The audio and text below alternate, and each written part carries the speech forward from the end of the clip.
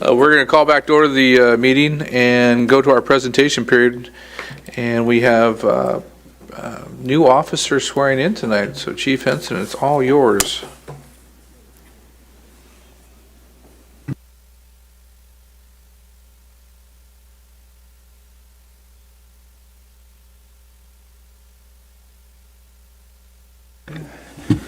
Mayor, City Council, today we're going to be swearing in 3 new officers. This will get us to 27.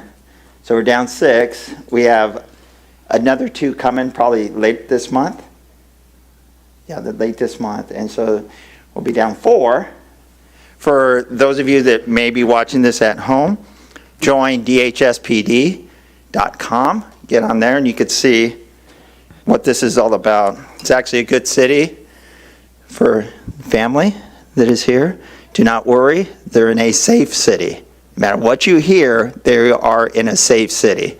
We have a little bit of problems with the media and what gets out there, but this city is extremely safe. We're also family oriented. We have 2 brothers, a mom and daughter that work together, husband and wife, and another 2 brothers coming right now with the swearing in today. Okay, we're going to start. When I call you guys up after your bios, please stay up here and you're going to be sworn in at the same time. Correct? Okay. We're going to start with Officer Travis Marshall.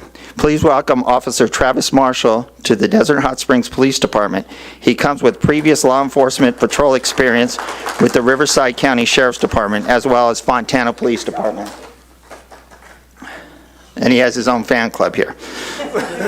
Prior to starting his career in law enforcement, Travis worked for the Los Angeles Police Department as a detention officer. He also worked in the hospitality industry for several years, where he met his wife, Melody. Travis served in the Army National Guard for 8 years as a petroleum supply specialist. Although he did not deploy overseas, he assisted in keeping the citizens of Los Angeles safe during the 2020 civil unrest. In his spare time, he enjoys watching basketball, spending time with his family, barbecuing, and traveling. Okay, next, we're going to be introducing Officer Edgar Duran.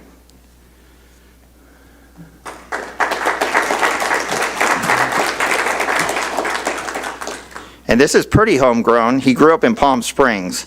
So he was raised in the Coachella Valley. He has attended the College of the Desert and California State University of San Bernardino, where he graduated with a bachelor's degree in criminal justice. Officer Duran later attended and graduated from the Sacramento Police Academy, located in Sacramento. He was hired as a police officer for the Sacramento Police Department in 2022. Prior to coming back to the Coachella Valley, Officer Duran is a first-generation police officer in his family and feels privileged to serve the city of Desert Hot Springs.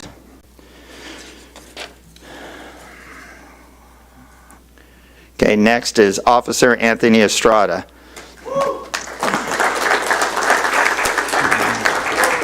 And yes, we swore him, well, we didn't swear him in, but he was introduced as one of our community service officers probably months ago. Probably 4 or 5 months ago. And his brother, Philip Estrada, works for us. Please welcome Police Officer Anthony Estrada. He was born in the city of Murrieta and was raised in the city of Lake Elsinore, California. Anthony was a Riverside County Sheriff's Explorer from the age of 14 to the age of 18 years old, with his older brother, Philip Estrada, who is currently one of our police officers for the city of Desert Hot Springs. Becoming a Sheriff Explorer is where Anthony found his passion for law enforcement and helping others in need. Anthony was previously a community service officer with our department while attending the police academy at Ben Clark Training Center. With hard work and dedication in the police academy and his commitment to being a CSO, we are proud to congratulate Anthony on his accomplishments of reaching his goal as a law enforcement officer. Okay, now for the fun part. Edgar Duran's going to be pinned by his mother, Angelica. And then Travis Marshall and Anthony Estrada will be pinned by me. Hopefully they're wearing a vest.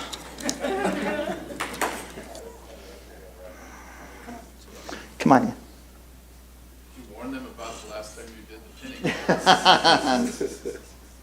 Here, I'll try to make this easy for you.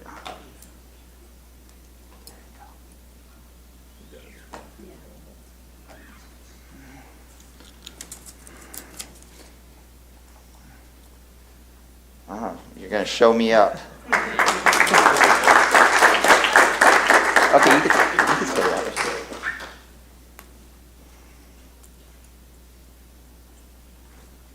If I get you, do not scream out in pain. Yes, sir. Just take it. No workers' comp either. There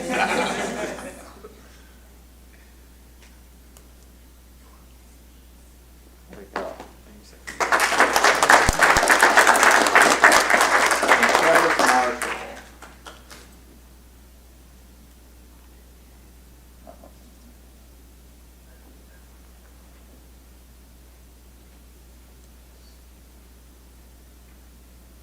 I could thank Galls for this.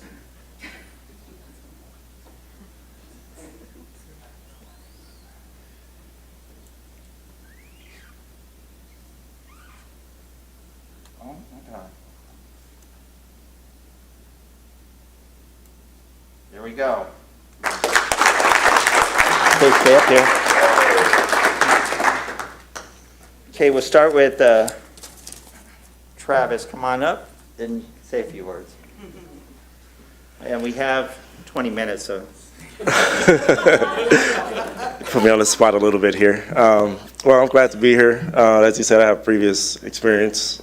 But the most important thing is family always, they always support me no matter what. So just like to thank my wife and my kids for always being there for me and supporting me. And I look forward to a long career.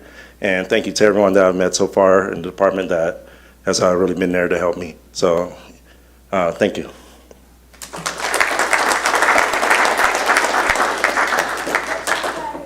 You've done this before, Yes, sir. so like 2 more minutes than what you did before. 2 more minutes. Just want to say thank you to the city of Desert Hot Springs. They hired me on as a community service officer, and while being hired on, fell in love with the city, fell in love with the department, and I'm super grateful to get fully hired on as a police officer for the city of Desert Hot Springs. So I just want to say thank you.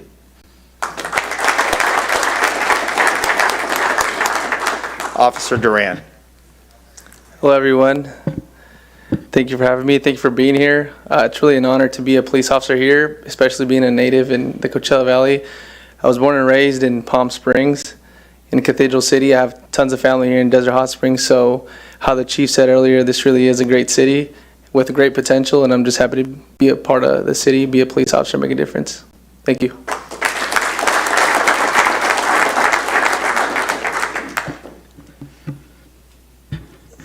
Okay, we're going to go ahead and take pictures, so family, come on up. Gerald. Oh, Got to swear him in, thank Chief. you. Why don't you 3 step on up? After the swearing in, we don't have any other presentations, so we'll recess after the swearing in. Gentlemen, welcome to the city, and thank you for your service, and please be safe. Please raise your right hand. Do you, Edgar Duran, Anthony Estrada, and Travis Marshall solemnly swear or affirm that you will support and defend the Constitution of the United States and the Constitution of the State of California against all enemies, foreign and domestic, and that you will bear true faith and allegiance to the Constitution of the United States and the Constitution of California, and that you take this obligation freely without any mental reservation or purpose of evasion, and that you will well and faithfully discharge the duties upon which you are about to enter. Yes, sir. Congratulations.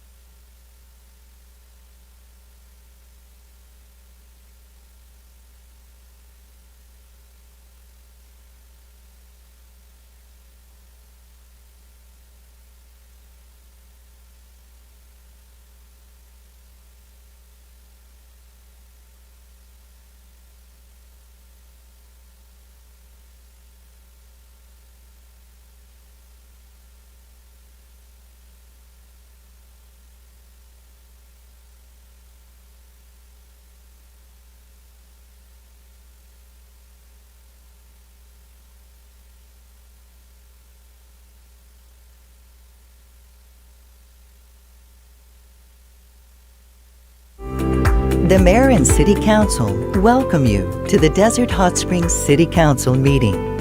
As a courtesy to others, please silence all phones.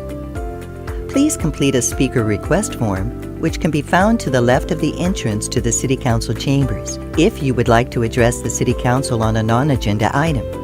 If you would like to comment on an agenda item, a speaker request form is not required. Public comments will be heard during the agenda item. Please submit the completed speaker request form to the city clerk seated to the left of the speaker podium. All speakers will have 3 minutes to complete their comments. A countdown timer will appear on the screens located around the council chambers. All comments are to be directed to the City Council and shall be devoid of any personal attacks. Members of the public are expected to maintain a professional, courteous decorum. Due to the Brown Act, which is California's open meeting laws, only items listed on the agenda can be addressed by the City Council. The City Council is unable to respond to matters raised on non-agenda items. However, please be aware that your comments will be noted. The speaker's name will be called to speak at the appropriate time in the order that the forms are received. Thank you for your interest and participation in the Desert Hot Springs City Council meeting.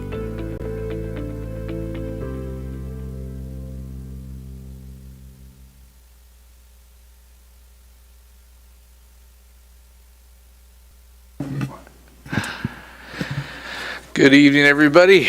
Welcome to the City of Desert Hot Springs. I'm going to call this meeting to order. This is the City of Desert Hot Springs regular meeting of the City Council. The City Council serving as a successor agency to the former Redevelopment Agency Board for Tuesday, June 6, 2023. This is our 6 p.m. regular session. Roll call, please. Councilmember Betts. Present. Councilmember Gardner. Present. Councilmember Pai. Present. Mayor Pro Tem Nunez. Here. And Mayor Metis. Present. Thank you. Our invocation tonight is going to be given by Pastor Randa Ray of St. Anthony Community Church. Welcome. Welcome back. Lord God, you've given each one of us a measure of wisdom, the ability to reason and to think. You've given us a lot of resources, and we do our very best. But Lord, tonight as the City Council meets, considering the activities and the future endeavors of Desert Hot Springs, I ask that you would give them a special measure of your understanding to do what is absolutely the best for the people and for the charge that they have. Help us each one to listen with open minds and respect for our leadership, and also respect to know when we need to disagree with kindness and consideration. We ask this in your name. Amen. I ask everybody to rise. And Mr. Gardner, would you lead us in the pledge?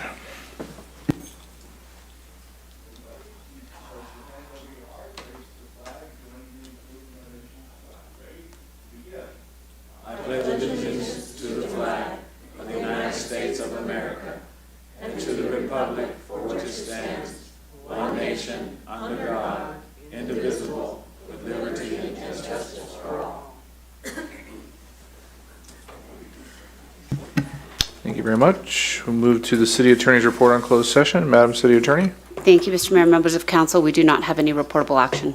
Thank you. Next is the approval of the agenda. At this time, the City Council may amend the order of the agenda, approve the consent calendar, removing the items from the consent calendar for separate discussion. Under our consent calendar, do we have any comments from the public on our consent calendar? We only have one item on our consent calendar. See nobody coming forth. Would anybody like to make a motion? Mr. Mayor, move the agenda as presented. Second. And please vote.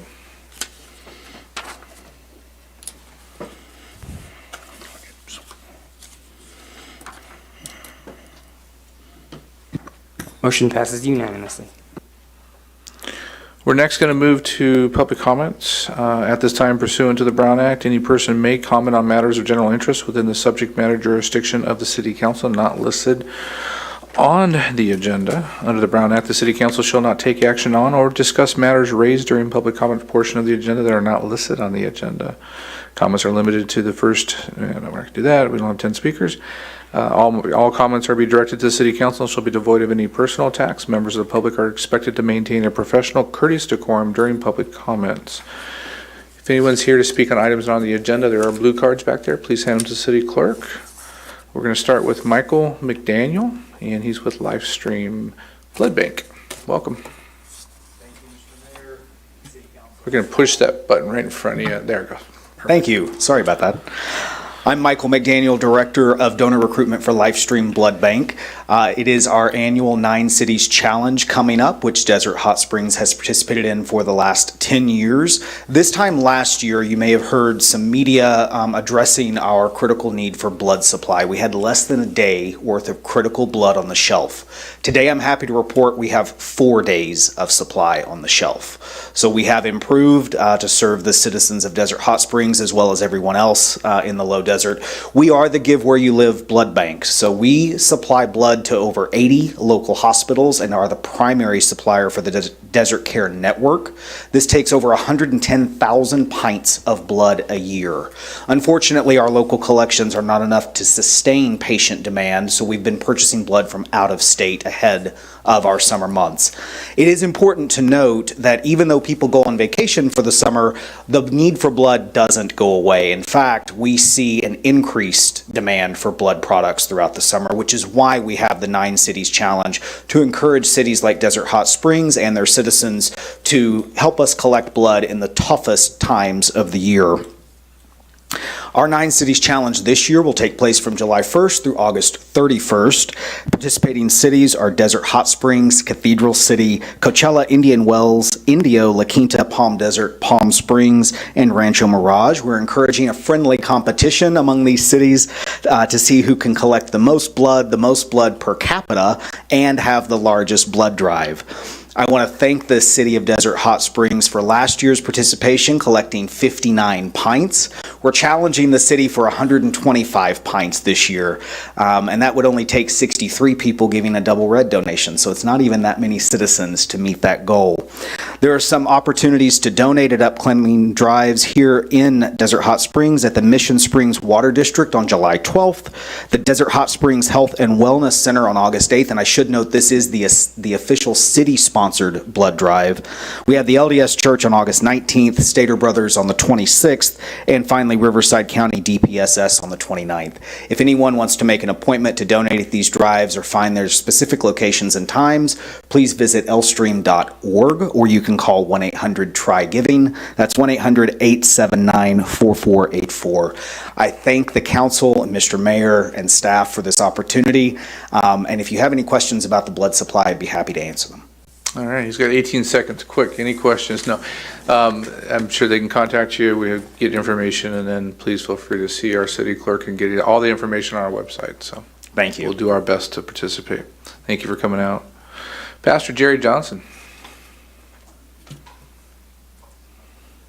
Honorable Mayor and council members, Lily of the Valley Church applied for a beautification program and was denied. It is our desire also to beautify our facility, as do other businesses in our city. I don't know why we were denied, but I'm asking the city for assistance in helping churches to beautify the community's place of worship. The city of Desert Hot Springs was incorporated in 1963. Our church has been in existence since 1965, beginning as Christ Lutheran Church. This 58-year-old church has provided many services to the community. One that stands out, led by Councilwoman Jan Pye, was to have a feeding and cooling center. And can you believe it? This church even produced a mayor. When we acquired the building, there was a water leak on the property. By the time we were aware of it, our water bill was very high. We called Mission Springs Water District to ask for some forgiveness of the bill, and there was no forgiveness. The very principle the church lived by, which is forgiveness. The water district was not willing the water district was not willing to extend that forgiveness. But thanks to Carol, Lisa, and April, they did extend grace, another principle which we live by. We received an extension to eradicate the bill, and we also installed a backflow. If we don't keep our property at a certain standard, code enforcement will fine our property or facility. Recently, we've had to come in compliance concerning debris and transients setting camp on our property.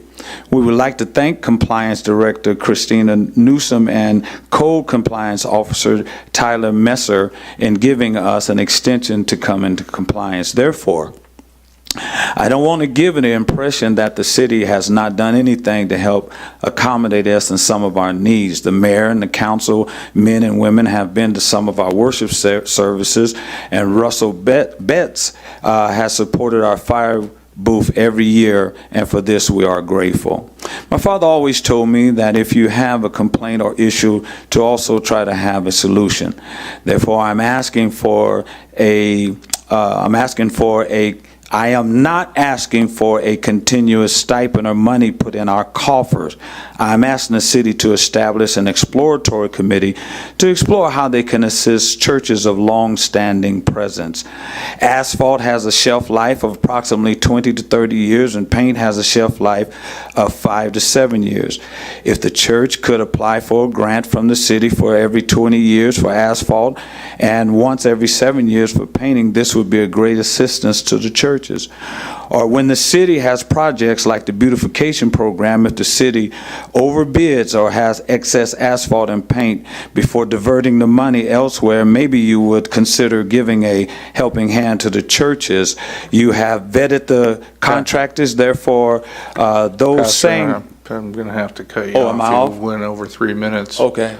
But I'm going to have staff sit down with you, and we're going to get into this with you. So Okay. we'll see what we can do. I'll Okay. get the city manager's office to call you. Okay, thank you. I'm sorry. No worries. 3 minutes goes by faster than anybody ever thinks.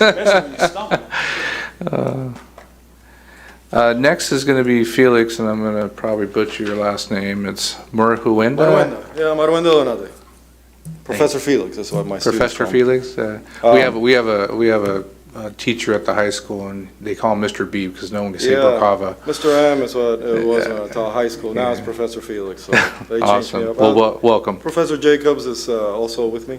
Great. We're from College of the Desert. We teach cybersecurity at the college. And every summer since 2017, we had a summer program for kids to get them into coding and to different things, all right? And this year we're focusing on cybersecurity. The goal is to not recruit students when they're already in high school or coming to college, just to start them early. That's what research says. If you don't start early, then you're going to lose them to other things, or like video games, for example, all right? So every summer since 2017, we took a little break during COVID there. We've been doing activities, and then we come out here to the Wenslaw Center. Last year we had a week session out here. In July, I think it was, and it was fantastic. We focused more on CPX, microcontrollers, and that kind of stuff. But this year we're partnering with the Air Force Association to have cyber camps. We have 2 sessions, a standard and an advanced. Standard is more geared towards middle school students, and then the advanced one is for high school students and adults who want to explore cybersecurity as a profession. There's over, I think it's projected 600,000 jobs in the industry that are going to go unfulfilled within the next 4 years. So it's important that we start developing that workforce early. And what better way than to start early, okay? So I need help promoting the program. The Palm Springs one starts next week. The one here in Desert Hot Springs is going to be an advanced session. It's going to be, I gave some flyers to Mr. Soriano over there. And I gave my business cards too, but I need help promoting and getting to the kids. I've been to the schools, the school districts, Peach Jar, you name it, I've done it. All right. So any other avenue that you guys can help me with to get the word out? I left the most important part out. The whole thing is free. Okay. So it's a free program, 9 to 1 for a whole week, Monday through Thursday. Mr. Jacobs is going to be guiding them on how to secure systems, how to do all kinds of fun stuff with Linux, okay? And then on Fridays, we have a competition.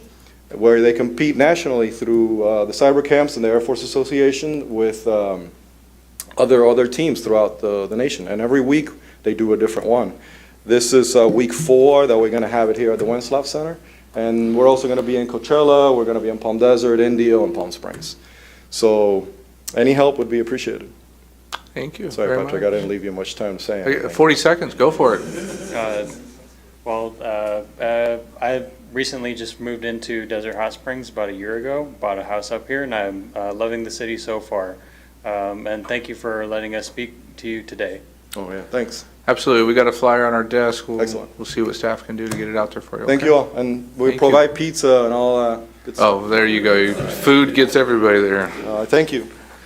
And staying on the College of the Desert theme, we have Ruben Perez here, trustee for the College Board. I'm not sure which hat you're wearing tonight, though. Thank you, Mr. Mayor, and I'm actually here as a representative of Assemblymember Garcia. It's a pleasure and honor to be here on his behalf. The Assemblymember asked that I come in, say hello, check to see how y'all are doing, check out your new digs. Beautiful, by the way. They did a really great job. My name is Ruben Perez, and actually I may go over my time by a minute or so, providing a brief update on his behalf. Bring the pastor back up and give him 2 then. Good evening, everyone. The Assemblymember asked that I come tonight, say hello, and give a little update on his behalf. This legislative session, we were giving new committee assignments and now chair the Committee on Utilities and Energy. We have successfully sent 18 out of 21 bills that our office authored out of the Assembly and are now in the Senate making their way through the legislative process. 3 out of the 21 are 2-year bills. The legislature will soon begin the budgeting process next week. Despite new committee assignments, Assemblymember Garcia continues to be a champion for our region. There are a handful of bills I would like to highlight. In order to address the housing crisis, the Assemblymember has authored AB 371, which establishes the California Tribal Housing Program within HCD, AB 1630, which helps cut red tape for the construction of student housing near college campuses, AB 1385, a bill sponsored by RCTC and the Coachella Valley Association of Governments, grants RCTC the authority to go back to the voters and ask for a potential tax increase for transportation purposes in the future. We want to emphasize that this is not a tax increase now. We are just giving RCTC the capability to put something on the ballot in the future. Recognizing that the investment in mental health counseling for our youth is more critical than ever, Assemblymember Garcia authored AB 1479, which requires the California Department of Education to streamline applications so K-12 education institutions can receive state funding for mental health services. And the piece of legislation that will keep us busy, the most busy, is AB 1567, the Climate and Resources Bond. A few weeks ago, during Governor's May revise, he made it explicit that he would like to see the legislature author a bond to tackle climate change, and AB 1567 will have us front and center of the conversation. This $16 billion bond will include a historic $900 million allocation for parks. By comparison, a few years ago, we authored Prop 68, which saw a $750 million investment for parks statewide. The various bonds we have authored over the last few years have been transformative for our region, as here locally we have been able to leverage millions of dollars from state to address water, sewage, and green space infrastructure. Lastly, part of the Assemblymember's legacy has been the creation of the establishment of the Lithium Valley, which will be even more transformational for our region. The Assemblymember wants to ensure that our communities are benefiting directly. This is why we have offered AB 1593, which establishes a workforce framework and a pipeline for potential community benefits and pre-apprenticeship programs to ensure locals get workforce opportunities in the emerging lithium industry. On May 24, 2023, the state legislature held their first of many select committee hearings on the fentanyl crisis. The legislature understands that this issue does not discriminate based on race, gender, and goes across party lines. The legislature has made this epidemic a priority and has 16 bills on this frightening issue working their way through the legislative process. I'm happy to follow up with you if you have any specific questions or want any additional information on any of our bills at a later time. Mayor, Council, it has been a productive first 6 months in a 2-year cycle. Just as a friendly reminder, we're still assisting people with EDD, DMV, Franchise Tax Board, HCD, and many others. And if you have any ideas for anything that should become a law or change the statute, we were here. We miss y'all. It was a pleasure to serve y'all for the time that we did. But if you do need anything, know that you have a friend and an ally in the assembly. Thank you. Thank you very much. Give the assemblyman our best. Will do. And then my last speaker tonight is Tom Moen.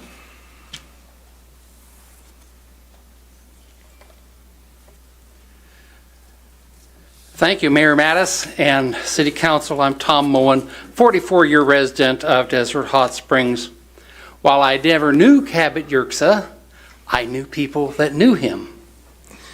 And I want to share something about our first homesteader in Desert Hot Springs, Hilda Gray. And this information was written by Cabot Yerxa.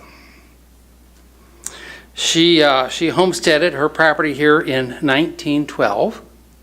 She was from West Texas. She had been trained by her father to ride cow ponies and shoot pistols in case of rattlesnakes. Of course, we have the rattlesnakes here too. And she kept herself armed. When she came here, there was a gentleman here by the name of Dutch Frank, and he was kind of a toughie. And so she challenged him to a pistol contest. And she hit the target every time, and he missed it every time, so he left her alone after that. Sometimes you just have to be tough. And Hilda built her homestead shack 10 feet by 12 feet with a black tar roof that made the place miserably hot in the summertime.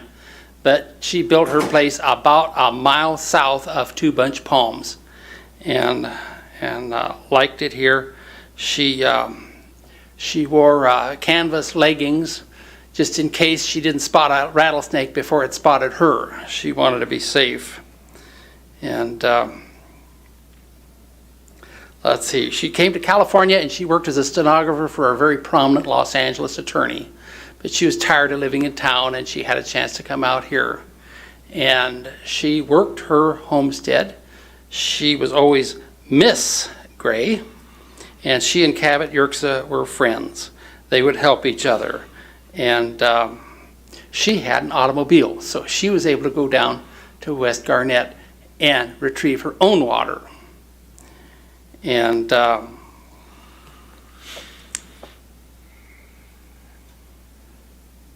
she was interviewed by a LA Times reporter, and she told him all about what it was like to live here in the desert. She lived out here for 4 years and went back to being an attorney's secretary.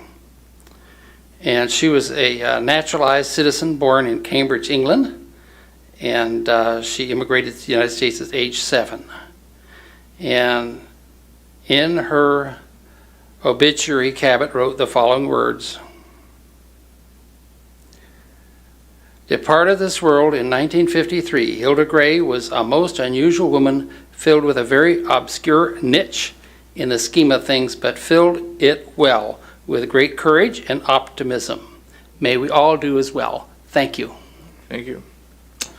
No other blue cards in front of me. Is there anybody else in the audience who would like to speak in public comments on items not on the agenda? See nobody coming forth. We'll close the public comments at this time. Move to city manager's report. Before we do that, I failed at the beginning of the meeting to make this announcement. I was notified today by Councilmember Pye and longtime friends in the community that the not longtime clerk, but I think she worked for the city for almost 10 years. I guess it is a long time. She was a longtime city clerk for the city of Hot Springs, Rossi Staubs. She passed away just recently, and we wanted to take a moment of silence for her service to the city of Desert Hot Springs. She was my very first city clerk when I started on the city council. Didn't stay long after that, but I think she deserves it, so thank you. Let's take a moment of silence. Thank you very much. We'll now move to the city manager's report. Thank you. Good evening, Mayor, City Council. First, like to ask our Administrative Services Director, Jeffrey Buckheim, to provide us with a financial update. Thank you and good evening. So as of the end of May 2023, our fiscal year 22-23 revenues were over $23.1 million, which was 71% of the budget. Last year, at this time, our revenues were at $23.9 million, but that included the one-time transfer of $1.7 million from the ARPA fund. So without that, the revenues would have been $22.1 million. 2 years ago, our revenues were at $19.2 million, which were at 76% of the budget. Expenditure-wise, this year we are at $28.5 million, which is at 80% of the budget. Last year at this time, our expenditures were at $24.7, which were at 75% of the budget, and 2 years ago, our expenditures were at $20.4 million, which was also at 75% of the budget. Thank you, Jeffrey. Next, I'd like to have Nick Hager, our Public Works Director, provide some quick Public Works updates. Thank you. Good evening. Public Works has 2 project updates, Palm Drive North and the road surfacing. SCE has installed the footings and prepared for pulling wire for the Marble Light poles. SCE will provide the schedule to the city once the poles arrive. As part of the cost-sharing project for the SoCal Gas Company, a Type 2 slurry was applied to West Drive from Pearson Boulevard to Avenida Verona and Cactus Drive from 8th Street to Hacienda Avenue. This is a pre-construction picture of West Drive looking north from Mission Lakes Boulevard. This is a picture after the Type 2 slurry with striping. This is a pre-construction picture of West Drive looking north from Pearson Boulevard. This is a picture after the Type 2 slurry with striping. The contractor will complete the thermoplastic markings for the elevated crosswalks this week. This is pre-construction picture of Cactus Drive looking south from Desert View. And this is the picture with the Type 2 slurry and the striping. And this is a pre-construction picture of Cactus Drive looking south from Pearson Boulevard. And then this is the striping and the slurry. And that's it. Thank you. That concludes our updates. Thank you. Move the council member comments. I think I started that way. I'll start this way. I don't have much. Most of the people that are going to talk, I attended those things also. I'd like to suggest for COD that this information be put on Spectrum. That's it. Mr. Nunez. Thank you, Mr. Mayor. Last meeting I talked about one of the events that I had to go to, me and Councilwoman Jan Pai attended, was the Marines ROTC. What I did forget to tell you, Mr. Mayor, that you got a plaque. So I accepted it in your honor, but I'm hoping it goes up in your office or at City Hall somewhere. So here you go. Sir. Thank you. We'll hang it in your office maybe. On the 17th, I attended a CVEP meeting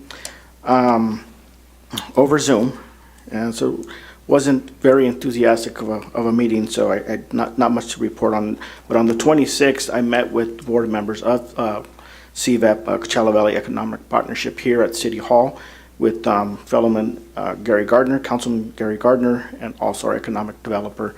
I'll go in later as part of the agenda to go over some of the topics that we had when we look at the budget.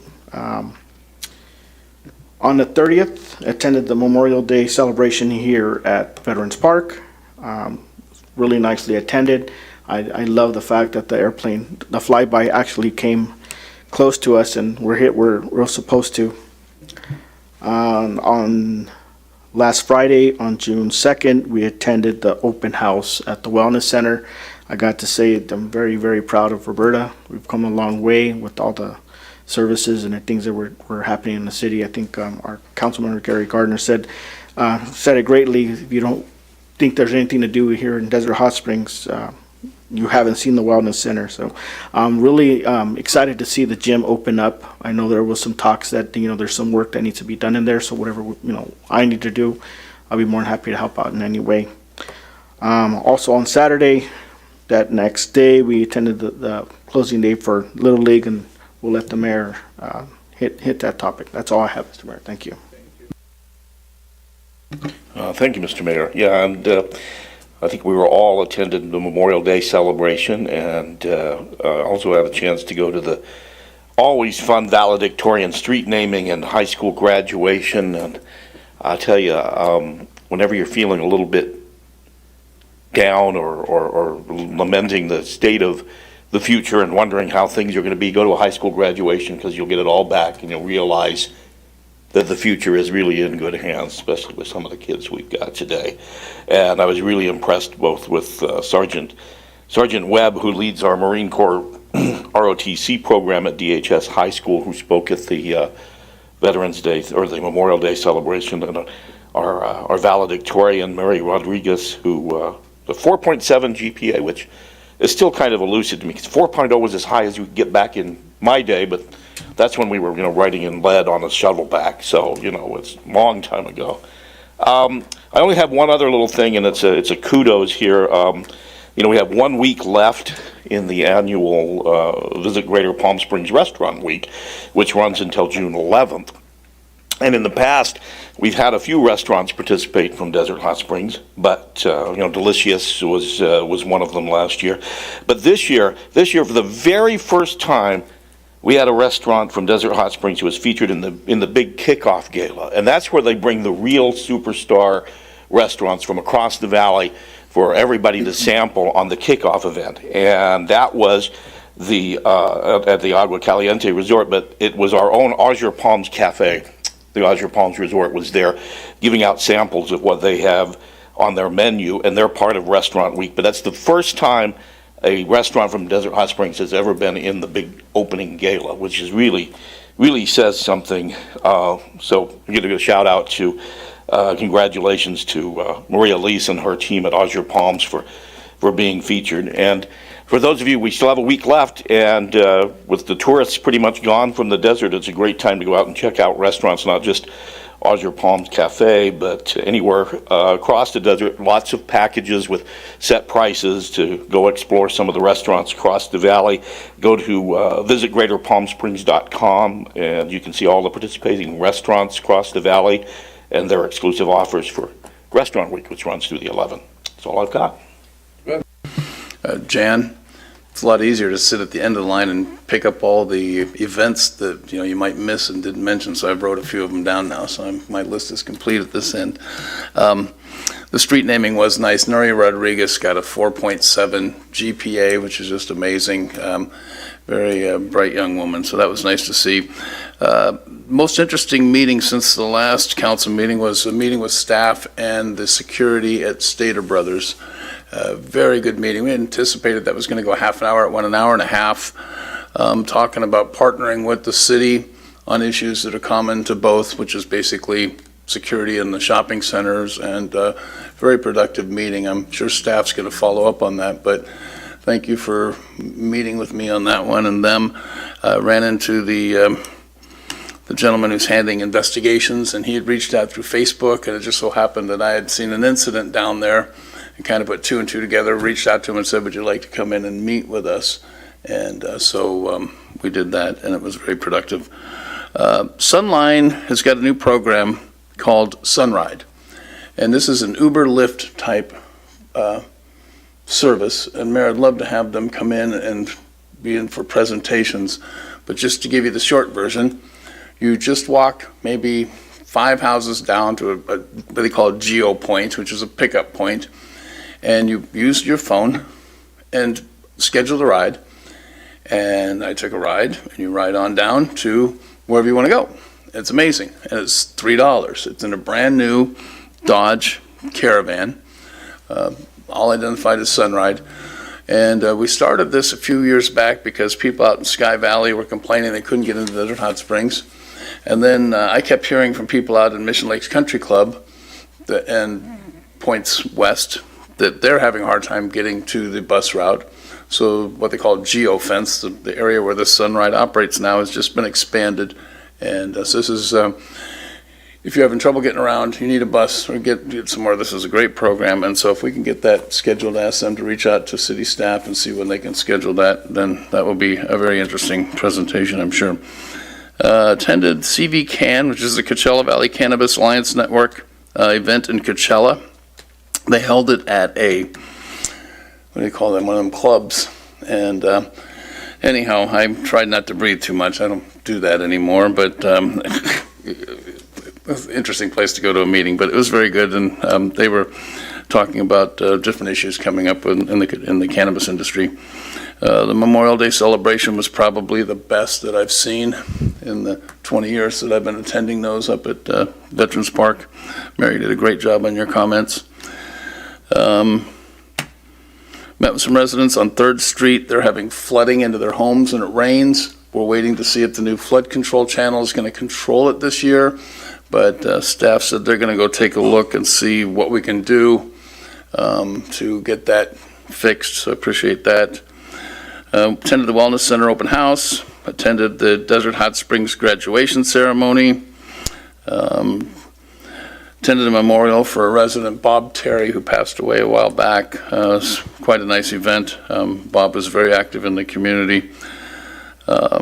Received a letter from Hope Springs Spa regarding the policy that we implemented on massage therapist training. And it seems in the land of unintended consequences, people who have been massage therapists for 20 years or more, working at our boutique spa motels and providing spa services or massage services for guests are going to be barred from doing that because of the training requirements that we require now. I don't know the exact name of the agency that's setting the requirements, but they need 500 hours of training, and over 2 years, there may be a way, thank you for that response to them, there may be a way for them to take their past experience and apply it, so I guess we're going to look at that, but I'm just putting that on the council's radar. I'll be attending Airport Land Use Commission and CVAG Energy and Sustainability on Thursday. I'm going to miss the ribbon cutting for David Snyder's PODS project. Lastly, I want to say that as you go around to these different events that we're putting on, you got the Little League closing day, you got the Health and Wellness open house, the Friday nights down here in Palm and Pearson, and whatever else we got going on around here, the new roads. It all takes a very, very intensive effort by our staff. And I got to say, you guys are just so dialed in. You know, you sit and you watch the work that you guys are doing, and I'm watching Doria up at the memorial, up at the Little League closing event. Okay, she knows everybody's name, she knows every detail. She's got everything. Maybe she had a script, but she's hardly reading from it, and she's just so dialed in. And you're thinking, okay, she's doing all that at the same time that she's got everything else on her plate and taken care of. She's got a real command of the issues. And it's the same with everybody in our city. So I just want to take a moment to say that, in the private sector, you make one mistake, nobody notices. You make one mistake in the public sector and they're all in here saying, fire the bums. And I just want to take that now to say thank you very much for all your hard work. It's all intense. It's all intensive, and I think you guys are just doing a great job. The city's better than it's ever been. So keep up the good work, and thank you. Mr. Gardner, Ms. Pye attended an event, and one of them wanted to say something on that. Yeah, thank you, Councilmember Pye, for reminding me. She and I had we were asked to come visit with the Homeowners Association over at the Desert Willows development. Had a very nice pancake breakfast with them, and sat and listened to a lot of issues, and we brought those up with the chief and with staff. A lot of their concerns tended to be around public safety and illegal activity and things like speeding and traffic. So, and they're planning on reaching out and inviting the chief to one of their pancake breakfasts. So I'm just giving you the heads up that don't eat that morning because they make pretty good pancakes. So, but it was a great meeting. Those kind of events are part of what being in public service is all about, and so I'm sure every one of us up here is available to community organizations at any time to come speak. And if you want to find out or you have concerns, we're there to listen. And so the HOA over there at Desert Willows brought it up, and it was a very good event. And and I'm encouraging other community groups to do the same thing. Thank you. As the council member said, it was a very, very busy couple weeks. We had an extra week since our last meeting, so we pack a bunch in there. So I'll just highlight some of the things that I attended. Habitat for Humanity had a slab signing at one of the two homes that they're building in our community. And if you hadn't been paying attention over the last year, Habitat's been here a couple times, and they were gifted property on Flora Avenue between Cactus and Palm, and on Mission Lakes between Palm and Santa Cruz. And the one on Mission Lakes, they invited all the council members to come and the family to sign our names in the concrete, not the wet concrete. And so then they'll lay the flooring down and we'll have our names in there as long as that home's standing. 2 new residents of the community, or 2 new homeowners in the community. And so it was really exciting to see that built. Habitat for Humanity is still looking for properties. If you know of anybody that wants to donate a piece of land, they will take on and incur the cost of helping build that home. The PSA Academy, Public Safety Academy at the Desert Hot Springs High School. I'm a little biased on this one because my daughter was graduating this year and she's part of that academy. But I was invited to speak and say some nice things on behalf of the city. I wanted to thank Councilmember Pye and Councilmember Gardner for their donations to the program this year. They can use a lot of funding from the school district for certain things, but when it comes to the stoles and the ribbons and cookies and things for their final event, they have to fundraise. So I asked these 2 individuals to help, and they did. Plus, my wife was part of the committee and threatened me if I didn't find funding for this. No, she didn't.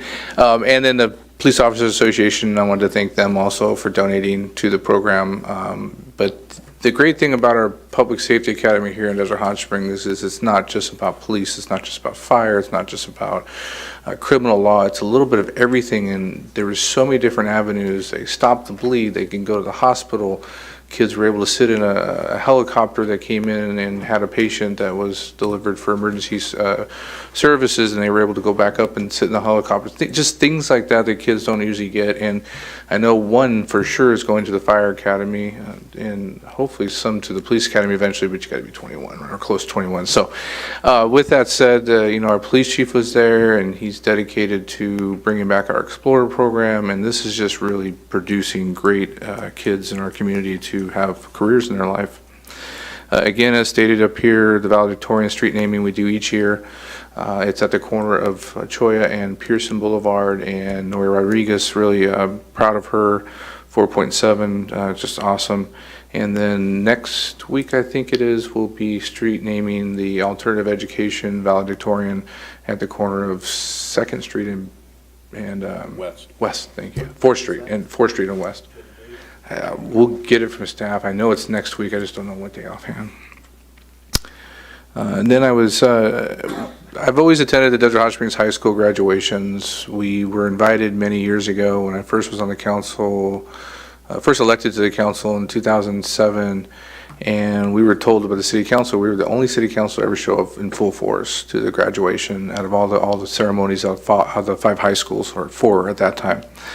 And so each year it's been something that I've chosen to do. This year, obviously, having a graduate, I was there again. But our council comes, they show support, and we want to continue to show our youth of our community. This community graduates out of our high school between 320 and 350 students each year. I think this year it was 323 or 333, somewhere in there. And just fantastic stories. They've really built up the ceremony to be beautiful. Fireworks show at the end, and if you really talk, we a lot of times talk about the things that are happening within our community because something bad's happening, such as a pothole in the road, we got to fill it, or a criminal's done something, but we fail a lot of times to talk about the 99% of great things that are happening, and that's part of our high school and our kids and where they're going. I've got my 26-year-old son who graduated in 2015. We had friends over the other night. He was out here for his stepsister's graduation, and his friends, one's graduating from law school, one's graduating as a neurosurgeon, one has 2 master's degrees in art history. So just amazing what kids are doing that are leaving our high school and where they're going, and looking at 4.7s, they're going to change the world, right? So I just want to give a shout out to Desert Hot Springs High School, Principal Tonoko. What you're doing there is fantastic, and to all the teachers and educators in our community, thank you. As stated before, Little League closing ceremonies happened. city's taken over the program and done a fantastic job. I want to thank all the city staff for all the hard work that you guys have put into this. And, you know, it's a program that's obviously close to my heart because how I grew up here and playing sports and all those other things. But without the support of the community, this program wouldn't continue. And our youth sports are important to me, but running them correctly is really important to me. So thank you to staff for all of you that are participating. Thank you for all you do. I did attend the Coachella Valley Association of Governments transportation meeting and executive meeting. The transportation meeting was held at 10 a.m. Yesterday morning, and the executive committee was held at 4:30 p.m. Most of this coincided together, so I'll just talk about it in one lump sum. They gave a report on the CV Sync. If you haven't heard about that, that is where they're synchronizing. This synchronization of our street lights throughout the Coachella Valley has been talked about probably for 20 years. About 5 or 6 years ago, we started to get really serious about it with funding, and they've been putting together this program for the last couple years on the actual infrastructure. The first big traffic control center opened in La Quinta a couple months ago. CVAG now has a traffic control center. Each city will have its own traffic control center. We'll have like a smaller one here in the city, but each city will have one, and it gives each city the opportunity to actually control traffic in major events. It's pretty awesome how they can move it with the technology. CVAG had the state of California, Caltrans here, looking at their system because it was just amazing. Caltrans has like a NASA center of a control center they were talking about, but they can't control the streetlights in the cities around them. CVAG's a regional organization that now can control all of the streetlights within this. City of Rancho Mirage is not participating in the program. The only city it's not, but their system that they have will help do the same thing. So basically all the cities in the Coachella Valley can actually move traffic faster. So when the arena has big events and they want to move traffic faster, they can.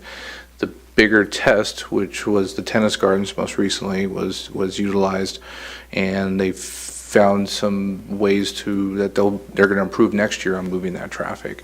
So it's really exciting. This is a regional effect by all the cities, a regional effort by all the cities, and it's pretty exciting. Something that's close to our hearts, and we talked about a lot, is the closures of Indian Canyon and Genealogy. I've been working hard. Councilmember Gardner worked hard a couple years ago to help push the changeable message signs that you see are now going up along Palm Drive and Indian Canyon. One of the other efforts is to try to find funding to get one of these roadways open during sandstorms and flooding. Myself and Councilmember Middleton from the city of Palm Springs met with some CVAG staff last week, and we talked about opportunities and where we're at with engineering. The engineering is in the environmental phases right now. This is focused completely on Indian Canyon for the first phase, and then it will be focused on Genealogy and then into Desert Hot Springs in certain areas. We identified a lot of these areas, and our staff is working with our congressman who gave us a $2.5 million grant to do engineering study and those types of things for our low-lying areas. We have a lot of flood areas that we've got to worry about. Palm Springs has to worry about flood and sand, and probably, and this is just my prediction, is 90% of it's sand. That's when that roadway closes. We have our big floods that happens. So we want to think outside the box. So they're applying for a grant. The state of California has over $250 million to apply throughout the state, which seems like a lot of money, but it's not. It's got to be very competitive. So they kind of thought outside the box, and are applying for the grant under this acronym, ACCESS, ACCESS, which stands for Addressing Climate Change Engineering or Emergencies and Sandstorms. And so hoping that triggers somebody in Sacramento to see how important this is. I reported earlier this year that I was with a small group of people that were able to give Mayor Rosa, who's the SAR for Governor Newsom on these issues throughout the state of California, give him a personal tour with his staff and some other staff members from Palm Springs and council member or mayor. And we were able to actually get out and stand there on Indian Canyon in the railroad area and show him physically how that sand moves and how it settles on the streets and how it's frustrating for the tractors to pick it up, move it back to the west side and blow right back over, but there's not enough room on the east side. And because of environmental reasons, you have to get that sand close back to where it is. So with all that said, there's some renderings and a great opportunity for us. We don't know what this will, if this grant will be awarded, but it's a great opportunity. Sorry for the lengthy report on that, but I think that's important because this is one of the biggest things that we do here. There is a Facebook, they're doing some outreach right now. There is a Facebook group out there, Indian Canyon Closure or something like that, that actually you can jump on if you want to know if it's open or not. They're faster at reporting than the media half the time. And then there is a discussion about landlord incentives. There's a program with the housing for CVAG that are trying to get landlords to be more incentivized to be able to bring their rents down to a rate that they can be covered by this program. So there was that. And then as the representative for Eduardo Garcia's office, Mr. Ruben Perez, talked about earlier, Assembly Bill 1385 is something that's been moving for a while, and we're hoping that it'll be passed. And what it does is that Riverside County Transportation Commission will most likely look at a possible tax in the future, which will be very minimal, to help build more roadways. But what happens in the overall picture is that they can only do it as a one shot throughout the whole region. This gives the opportunity for CVAG, Coachella Valley Association of Governments, to be able to just pick an area and be able to do that region, so such as the Coachella Valley. But right now with the current laws, it would have to be a whole Riverside County thing. So don't know where it will pass. It's not something that it can be implemented by the commissions or the committees. This will be something that will be voted on by the voters in the future, but this bill would help separate that to allow those activities. And then again, kudos to our staff for putting on a great Memorial Day event here in the city of Desert Hot Springs. If you haven't come to our Memorial Day, Veterans Day events, please do take that time. It's a great opportunity at the north end of our city in our small Veterans Park it's a 20 minutes, I mean, I try to push it, right? 20-minute ceremony. I know it's a day off for people, but it's a great day to remember and for what our veterans and Memorial Day for what people have done, the ultimate sacrifice to keep our country safe. So if you have an opportunity to attend one of our events, that'd be great. The planes did show up a little bit late, but they showed up.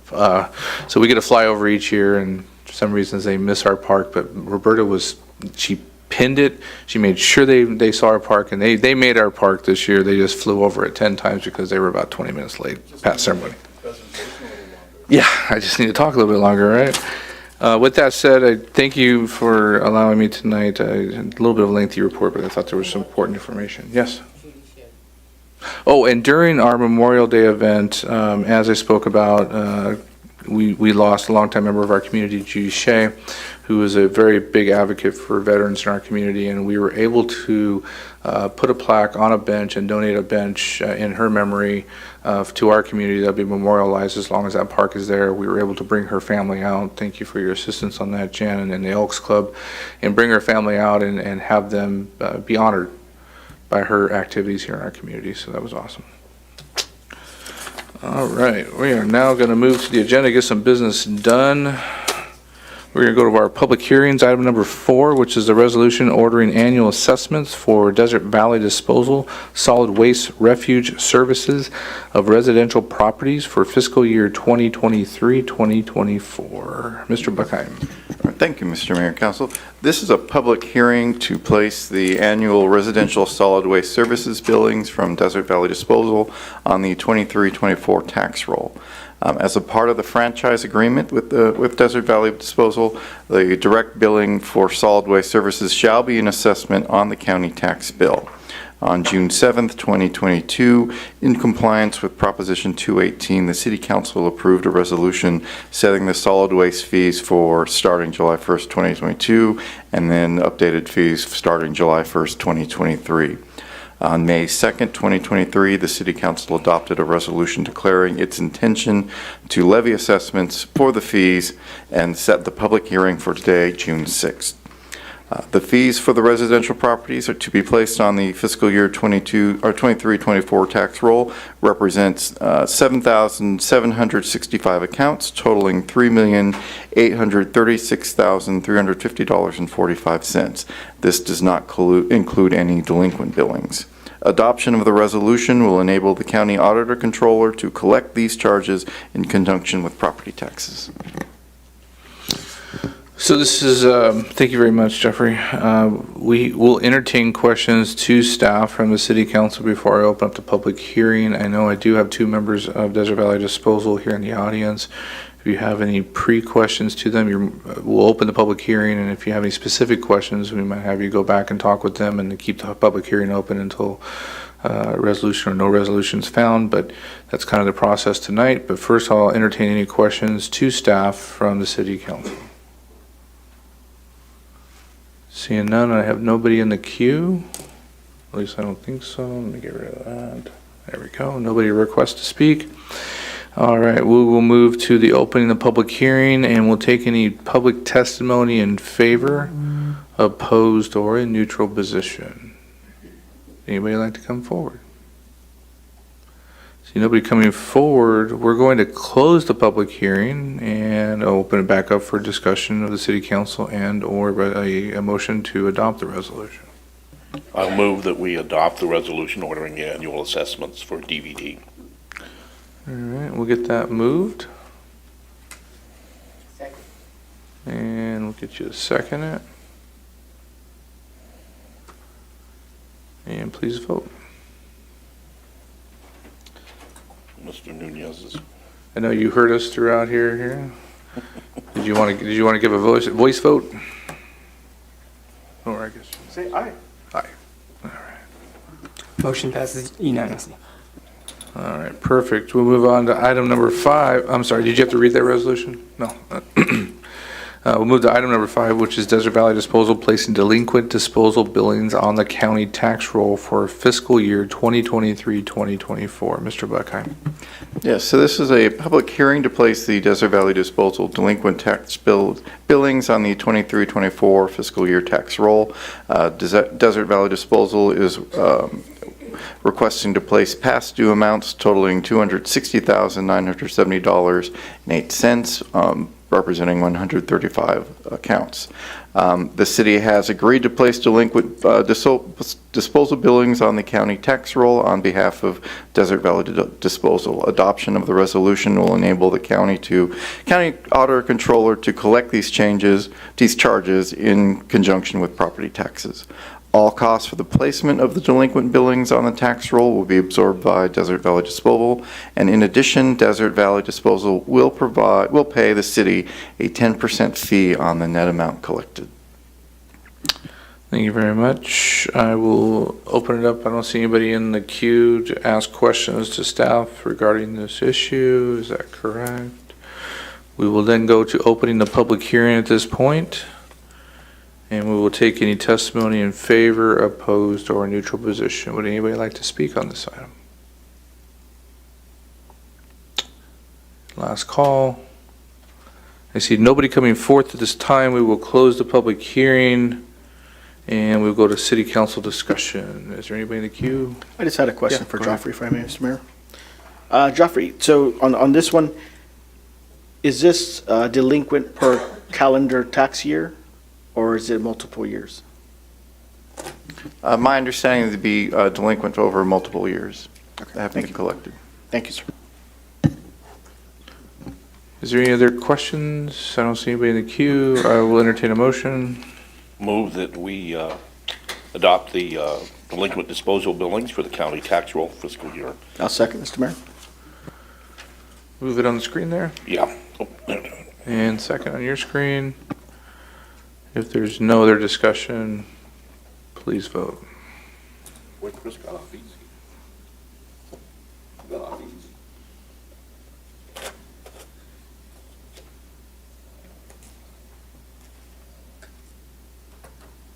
Just waiting on Councilmember Pyatt. Okay, motion passes unanimously. Thank you very much. Chris, Liz, we made it easy for you tonight. Just had to sit through us talking for an hour, so it wasn't so bad. You've been here a lot longer than that before. Anything you'd like to say on the way out?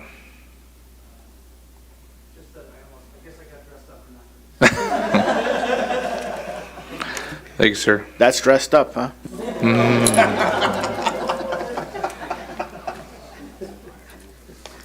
We're going to move to the administrative calendar. City of Desert Hot Springs 2-year budget for fiscal year 2023, 2024, and fiscal year 2024 and 2025. Mr. Buckheim.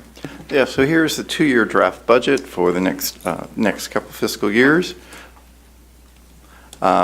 As a discussion outline, we're going to have an overview of the consolidated general fund, which consists of the general fund, the health and wellness fund, the public safety fund. We'll also have a discussion of the overview of other funds, which include fiduciary funds, special revenue funds, and capital project funds. For this 2-year budget, the general fund, which contains administration, community development, economic development, public works, and non-departmentals, for 23-24, we're anticipating $25.7 million in revenue and over $14 million in expenditure. In 24-25, we're expecting $26.1 million in revenue and over $14.4 million in expenditures. The expenditures do not include any transfer to the public safety fund. So as of the general proportion of the general fund revenues over the next 2 fiscal years, as you can see, cannabis taxes is over a quarter of the general fund revenues for both years. The next highest would be transient occupancy taxes at 15% for 23-24 and 16% 24-25. And then the third highest would be the triple flip vehicle license fee. Our general fund expenditures for the next 2 years. The highest one is actually the non-departmental, which actually includes over $3 million in transfers to other funds, including the citywide landscaping lighting maintenance district and the Health and Wellness Center Fund. On to the next fund, the Health and Wellness Center Fund, which includes aquatics, recreation, the health center, and the community center. We are expecting next 23-24 over $1.6 million in revenues and expenditures, and 24-25 $1.624 in revenue and expenditures. The major revenues, as you can see, the largest revenue source for the Health Wellness Fund is a transfer from the general fund, and with over $1.5 million for next year, and then the 1.4 for the following year. The programs with the largest expenditures are the Aquatic Center and the Recreation Center, which represents the number of the new programs and services being offered with that department. The other fund in the Consolidated General Fund is the Public Safety Fund, which consists of police, patrol and field, code compliance, animal control, dispatch, and fire services. Revenues for 23-24 at $7.1 million, expenditures are at $18.7, and then 24-25 we're anticipating revenues of $7.3 million and expenditures of over $19 million. The major revenue source for the Public Safety Fund is a transfer from the general fund at over $11 million for each fiscal year. The fund also receives 2 dedicated revenue sources: the Public Safety Parcel Tax and the Utility Users Tax. Major expenditures include, the police patrol field and operations, patrol and field operations. That is the largest program within there at over $10.9 million for next fiscal year and 10.4. It also includes code compliance at $1.9 million for both years, the dispatch center at $1.8 million for both years, and fire services at $3.1 million for next year and $3.8 million for the following year. The fire services for this budget includes additional staffing for fire for the upcoming new fire station. So we're going to be starting to ramp up to get that staffing ready for when the fire station is built. We can have it ready. What I'm not showing here, we also have for animal control for next 2 fiscal years. We're anticipating over $896,000 in expenses. That also includes some increases in staffing for the anticipated animal sanctuary once the ownership of the property is transferred to the city. we have a review of the other funds. First grouping of other funds is the fiduciary funds, which are used to account resources held for the benefit of other parties. One of those would be the successor agency from the former redevelopment agency, as well as the community facilities district for the Skyborne Agency Bond Fund. These funds cover debt service payments, property maintenance, and other costs. The funds budgeted for next year are $4.6 million, and then for 24-25, a little over $2 million. The reason for the drop is that the Series 2008 tax allocation bonds from the successor agency are going to be paid off by the end of June 30th, 2024. So in that way, the city will, the succession will not need as much funding from the property tax increment trust fund. So at which point the residuals from that would then be allocated out to all the taxing agencies within the area, which would then bring about a $250,000 increase to the general fund in property taxes. Other funds, we have the special revenue funds. These are funds that are used to account for restricted funding sources such as grants, and these are for restrictions allowable under state, federal, and other legal guidelines. The largest one we have is that we have lighting, landscaping maintenance districts and the drainage assessment districts. Our citywide lighting and landscaping maintenance district will be requiring over $1.3 million from the general fund for 23-24, and a little over $1,089,000 from the general fund in 24-25. The other funds will not require any general fund money, but this also includes grant funds. We have to set aside in separate funds, as well as development impact fees, which fund capital projects and equipment that are necessary as part of new development, and for law enforcement funds that offsets our frontline police department services and vehicle abatement. These funds are budgeted at $9.2 million for 23-24 and $8.3 million for 24-25. The last grouping of funds is our capital project funds, which are used to account for financial resources for the acquisition and construction of major capital facilities. We have 3 funds in this budget cycle, which is the General Fund Capital Improvement Fund, our Public Facilities Bond Capital Improvement Fund, and the Streets Bond Fund. For these funds are used to pay for the actual capital improvement projects, as well as some of the debt service on the street bonds. For next fiscal year, we're expecting $17.2 million in 23-24 and $5.8 million in 24-25. The larger increase in 23-24 is due to some extensive capital improvement projects with the grants we're receiving for a lot of the Palm Drive improvements, especially the Palm Drive improvements from Camino Aventura down to I-10, as well as number of Hacienda Avenue improvements, either on the west as well as on the spa side. And so if we have any questions or discussions right now, at this point, this is just a review, and staff is here to take recommendations and answer any questions required for the budget. We're not asking for it to be adopted just yet. So tonight, we won't need to take any motions unless we want to switch anything in the line items around. This is basically informational, so we can start to absorb what the budget is.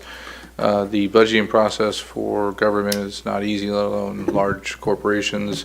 So this is a process for us to get into the budget and be able to see where certain things are, and if we have questions for the staff, to be able to get those back to us and move things around if necessary. So on June 20th, it'll come back to us.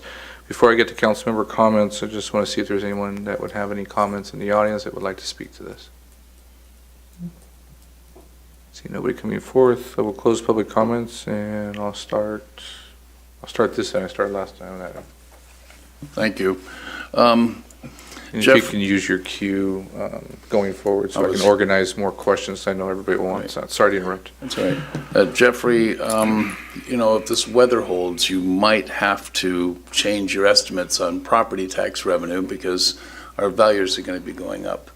The weather has been absolutely fantastic. So anyhow, with that bit of humor, I thought I'd start off my You know, I practiced that at home, and everybody in the room was laughing with me, so anyhow. So, you know, we've taken on a lot in this as a city, and it's really, really nice to see all the progress. We've got a new dispatch center. We got great programs at a health and wellness center. Desert Hot Springs recreation programs taken off like we couldn't ever have imagined. We've got a much-needed new East End fire station, and we have a completely renovated city parks, and we also have miles and miles of new sidewalks that we never imagined back in the day that we'd be able to enjoy. So the effort in this budget, which is a 2-year budget cycle, is to keep it all funded and meeting future needs. And that requires a thoughtful budget process on how we plan our finances and prepare for whatever is coming ahead in an economy that we're not sure about. So years ago when I first got elected, the late council member from Cathedral City, Greg Pettis, reached out to me and he said, Russ, keep in mind the most important issue a council takes up is the budget. And it is the heart of everything we do. It sets our priorities as a council. It addresses the public's desires for improvements that they would like to see, and it sets the council goals. So 3 days ago, we got our first look at the budget. I checked with different cities around the valley, and Cathedral City, they've been having their budget meetings for months, many, many meetings. Indio, the same, and great lengths on public input and on their planned spending and suggestions. Palm Springs, I watched their budget discussions last night, and they've been having several meetings, and Coachella has also had several meetings already at this point. And we are way late in this budget process, and that concerns me, so I'm taking some time here to go over some of this and issue some of my concerns. When I called council members on the valley to compare, I wanted to find out if this was out of the ordinary, and I find that they handed their budgets to their council members and the public weeks or months ago. When I explained to them that we're getting our first look at it, the reaction was literally, wow. Those were the words. So, one of them said you'd have to be superhuman to take in a budget, the scope and size of a city budget in this short amount of time. So, as I've gone around and interacted with council members back in February and March, they're all saying, wow, we're in our budget discussions. And I go, well, we haven't started ours yet. And so back in January and February, I was asking for this council to get into these budget discussions, and it didn't happen. The mayor and I met today and discussed this very subject, and we have a difference of opinion, but he and I have spent a lot of time up here, and this is an old disagreement of ours, but it's not something that I think is going to impact us going forward. But my view is this is a very short window, and it does not allow for the council and the public to properly deal with the city council's single most important issue, that's setting the budget. So it is what it is. Now we got to go forward. So I met with city finance this morning and let them know some of the details that I would like to get, summary detail, and I appreciate their offer to get those. I'm sure they'll do a good job. Some of those categories that I would like to look into are how much is being spent under the category of code enforcement. Now, none of this should make anybody, any departments nervous. That's what we do as a council. I'd like to see a schedule of authorized positions. That's normal for the coming 2 years, so we can see who we're hiring, how much we're paying them, what positions will there be. That's just normal routine. I'd like to see that. I want to make sure that in the budget for public safety, that there's enough money going forward to sustain our police department and meet our officers' needs. We had 3 sworn in today. I want to make sure that we can keep that going. I need to see what's included under the heading of public safety. We experience officers leaving and go to other departments. We've made steps to keep them here, and I want to make sure that that continues to be the case. So one question comes up on that as I'm looking at this, and I don't need an answer now, I'm just hoping to get these, back to me, is we seem to be budgeting less for police, patrol, and field in FY 24-25 than we are in FY 23-24. And I would think that with inflation and everything, my thinking is that we would be budgeting more, not less, in the coming years. So I wanted to try and get a handle on what staff is proposing there, why they, and get an understanding of that. I haven't had that chance yet, so this is my first opportunity. Code enforcement is at $1,925,508 per year, and that's a really big number. I'll be emailing some specific questions to staff in addition to those that we covered this morning, but I need to know, the summary detail of what's included in that, because if I go back all the years I've sat here before, that's $1 million over what we thought was a really high number for code. And again, I need to see the detail to understand that. The dispatch center that we took on is costing $1,824,757, and I voted to bring that dispatch center to our city, and I am still very much in favor of that move. It's been a great service. It's like night and day from the way it was. But I have a question I'm trying to figure out that would help me understand that number of $1.8 million is how much were we spending on Cathedral City dispatch, and how much has ultimately ended up being offset in our budget. So what are we spending now? Is it costing us more or less? And again, if I can get all these by email later, I'm fine. I don't want to take up too much time and get a big long discussion here. So I'd just like to see how that plays out. Because the point is what's it going to be later on? Fire services are going to 11.5 million. I don't see the historical number for 22-23 and the information that's been provided. I would like to see, part of budgeting is to see what was it before, where are we going now. I'd like to see that. In the city attorney, I don't know how we're spending all that money that's under city attorney services. I've checked with other cities, and they spend anywhere from $400,000 to $600,000 a year on their city attorney firm, but I don't know what our numbers are encompassed there and what we're doing here. I'm just seeing a $1 million a year in the first year and going to 1.1 million. I don't think that's all for the firm, so I would like to get that breakout. Slurry seal for our streets. I don't see how much is included. I saw something in there that I was looking at. I had a chance to go back and get that number, but it's very important if we maintain our streets, it costs a whole lot less to maintain them in the first place than to go back and have to dig them up and repair them. So I'd like to see what we're doing there. That's certainly a penny-wise move. Capital Improvement Project Fund. You covered that briefly, but we're going from 16.9 million to a big drop of only 5.5 million. So my curiosity is are our public improvement goals and projects slowing down and now coming to an end, or being greatly scaled back? If that's the plan, that's okay. There's some fiscal reality there, but we've all enjoyed all this stuff going on, and I want to see it going, but I understand there's not unlimited money, so I'd like to see what that is. Debt service. I remember one time our debt service was $950,000 a year. I'd like to see what it is now. I see a number of $2,080,000 for the next 2 years, but I can't tell from what's been given what exactly that presents, so I'd like to get some detail on that. There's a statement here on fiscal impact. I'm almost done here in the staff report, and the other city revenues total $31.8 million, and expenses total $33.9 million. So I'm looking at revenues versus expenses being less. I don't think we're advocating a deficit, but if I can get some explanation of what that sentence means, I'd appreciate that.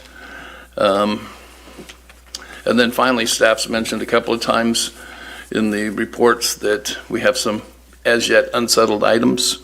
One is the cost to take on the animal hospital and take over the animal sanctuary. Those are going to be big numbers. I just heard the number for the first time, $896,000. I'd like to know how confident you are in that number. That's a huge number to budget for. And if we're at near balance now, what happens to there? Do we have to cut something going forward? I don't see those. And the other one is the homeless initiative by the council, which I'm hearing, I don't have a number on that yet. I know staff's meeting with some consultants to get that underhand, but that's a big number. So are we balanced without those? Are we going to have to make cuts if we go ahead? Do we have any way that before the next meeting that you can work those into this budget and give us some perspective at the next meeting as to what we're looking at as we absorb those two costs, rather than just saying, well, we don't know what they are. So, and then finally, how are we adjusting for cannabis revenues going forward? We've got 27% of the budget this year and 27% next year. We sure see signs there. What if that drops off? Where are we at? What do we got to do? So I took maybe too much time, but those are the kinds of questions that I have. I really appreciate staff's offer this morning to get back to me with some of those answers and that information. And again, if the public has any questions, I guess all this is online for them immediately, and then there will be more posted. Is that correct? Before the next, well in advance of the next council meeting, there'll be more posted for the public to review and comment? No, the next go-round will be posted with the agenda. So we'll be meeting with city council prior to that to answer some of these questions, but it's a big effort to get this out, so it'll be posted with the next agenda. Okay, so Mr. Mayor, that would conclude my remarks for the moment. I may have something more later. Mr. Nunez? Mr. Mayor, I was going to let Councilwoman Jan Pai go first. Ms. Pai? Councilman Betts, I have to disagree with you. We get this every council meeting, and we have an opportunity to ask questions. Some of these questions have already been in this. With respect to dispatch, the gentleman over there explained all of that to us, what it's going to do and what it's not going to do. But anyway, I'll go with my suggestions.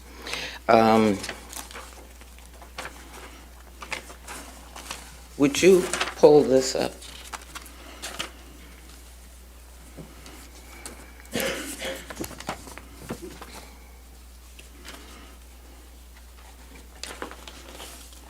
And a lot of this is stuff that council has asked for, and we need to know what we asked for, and we did not have to wait till today to find out. We have the 27% is what the majority of the budget is. We, the council, have knocked down some of the taxes, and we have staff coming back to tell us what else we can do with the taxes, and that may bring them down also. So we only have, as you said, a quarter. So we need to figure out, we put it there, we, the council, has to figure this out. I'd like for you to help us figure it out. We also may have a drop on property taxes also. We need to think about that also. The thing is, when we get to our surplus for 23-24 is $79,340. For 24-25 is $31,719, which is which you can glean from the information you get from here. So there are things that we are going to have to think about. Short-term rentals, that's part of what's happening with code enforcement. I would like for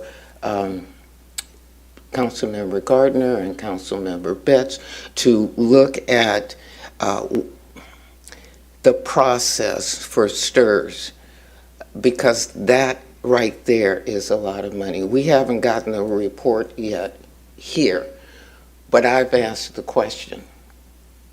And we're spending more money than what we need to.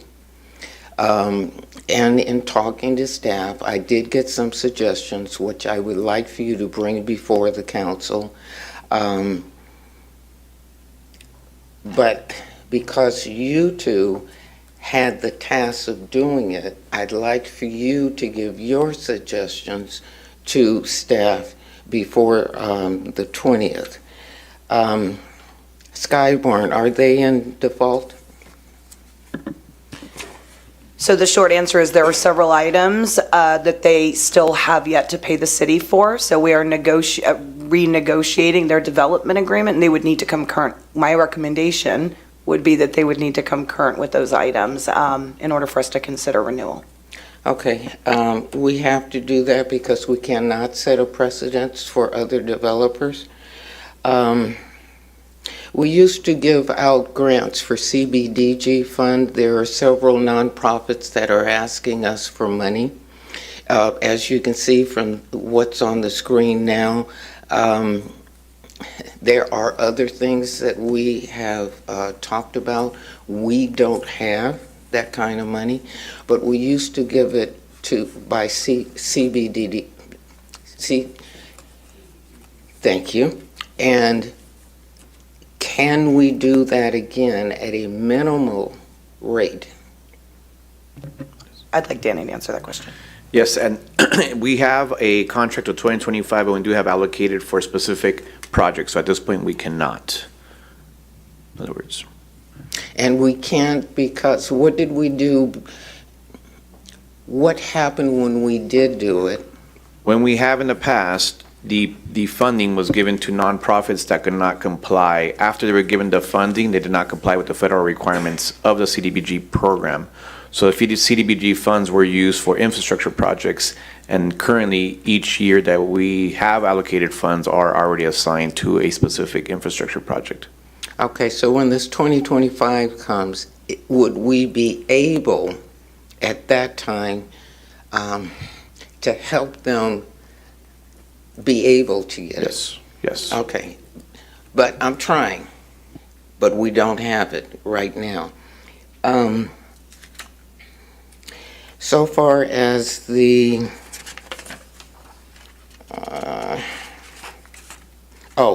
the audit, so far as the public utility tax and the sales tax, I made sure that we have that in every audit report, that does not go someplace else.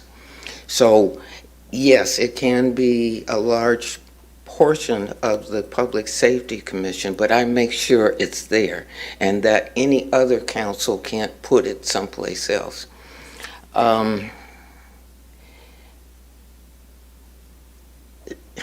LMD, help me with this. We're trying, I think we should rectify it because right now we're putting, what is it? Help me. We're putting over $1 million, over 1.1 million next fiscal year, and then a little less than 1.1 million. Okay, the 24-25. I think we need to rectify that. That's what everybody gets, and not all of the districts are paying them.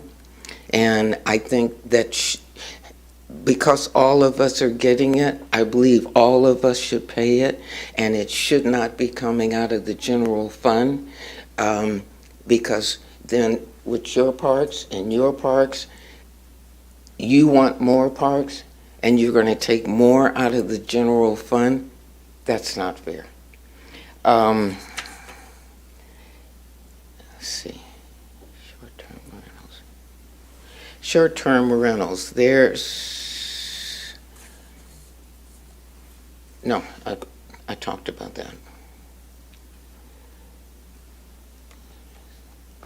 I think that's enough for now. You got an idea? I'm supposed to be tweaking? You got it. Go. Mr. Nunez. Thank you, Mr. Mayor.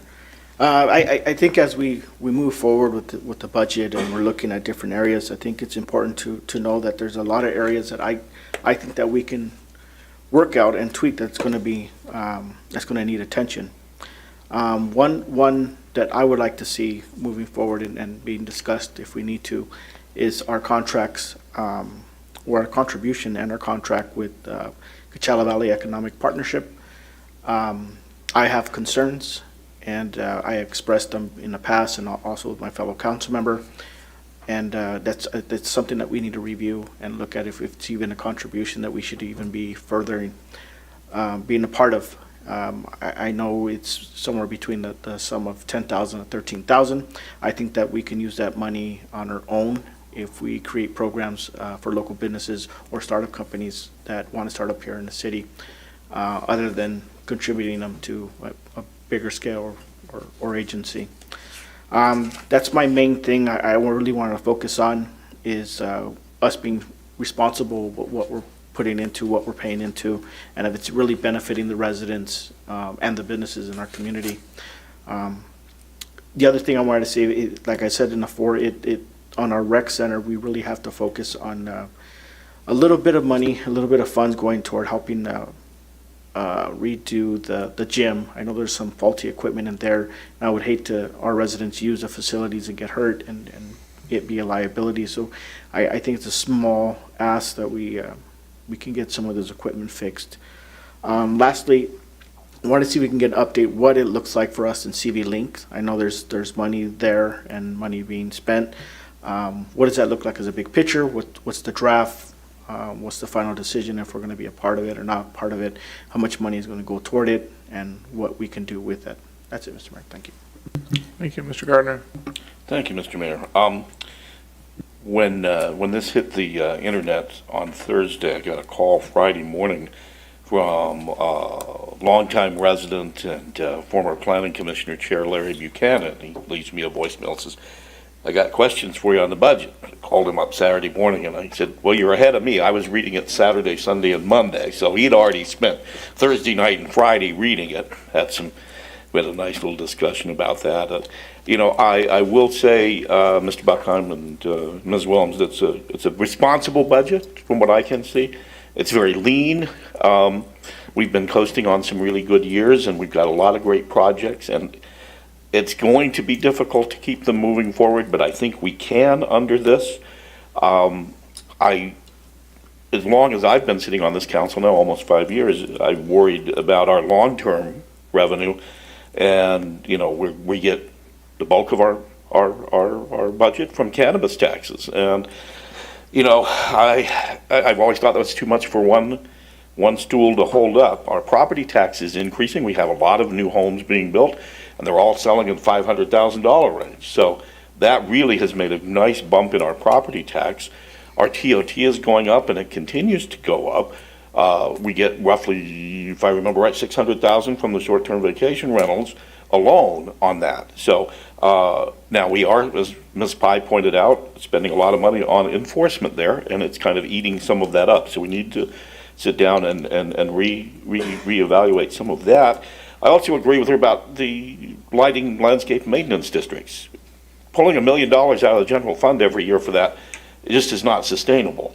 We're going to have to figure out a better way to deal with the LMDs. It's just not a good thing going forward.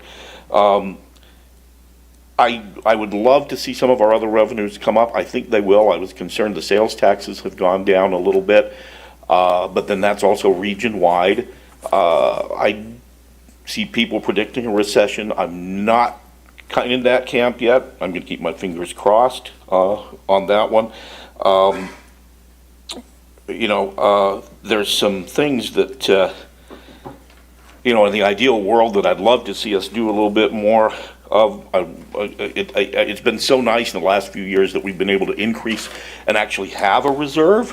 When I came on council, we didn't have a reserve. Now we do. And it's sad to see that we're not quite getting, a couple $100,000 here and there in it. But we do have a lot of great ongoing projects that have really improved the city. So it's not as concerning, but I would like to see down the road where we kind of keep kicking it down. We need to grow our reserves, and we need to kind of up our contribution to our pension deficit, which is still hanging way out there. And lastly, I'm gonna echo Councilmember Nunez regarding the Coachella Valley Economic Partnership. He and I had a meeting with them last week. It was I am all for regional cooperation. I look at models like the Visit Greater Palm Springs Convention Visitors Bureau as a wonderful regional model that really benefits the entire region. And I can't, including Desert Hot Springs, they're really focusing on our spas and really getting a lot more tourism dollars out here. CVEP, we asked them if they could point to, can you tell us how many people that have started a business in the Valley have hired Desert Hot Springs residents? No. Can you show us a business that you've started in Desert Hot Springs? No. Have you helped a business in Desert Hot Springs with an application for a small business loan or something? No.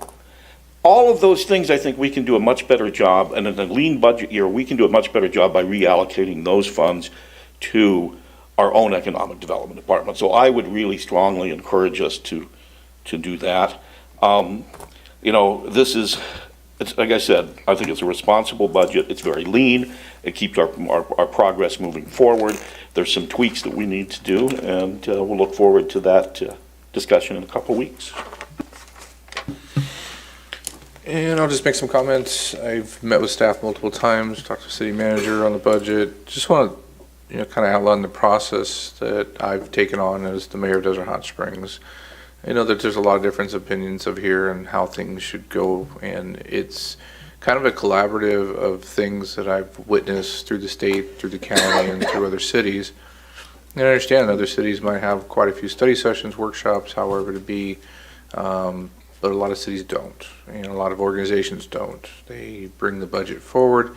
They sometimes leave their public hearings open, such as RCTC does, for 2 meetings to allow people to make comments on the budget and absorb the budget. I'm not a big fan of study sessions because it becomes political a lot of times, and workshops like those become political. I think we at the 30,000-foot view hire very capable directors to be able to look into their departments. The job that I have outside of this is I oversee multiple budgets, sometimes upwards of millions and millions of dollars, and the first thing I always look at is the revenues that are coming in.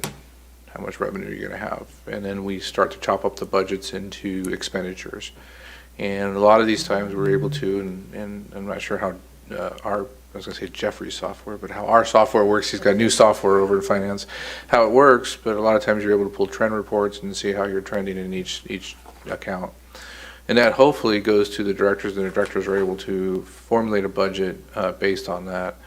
And it's kind of the way I see our process being.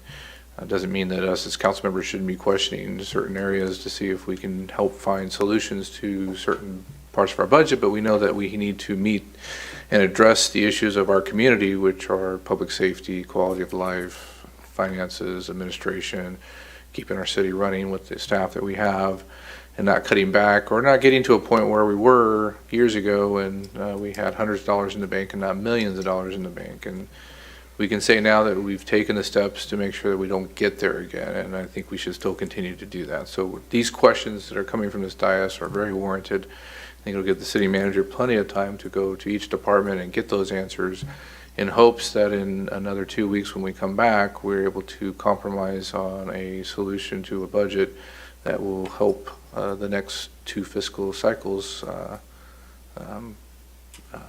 We do 2-year budget cycles.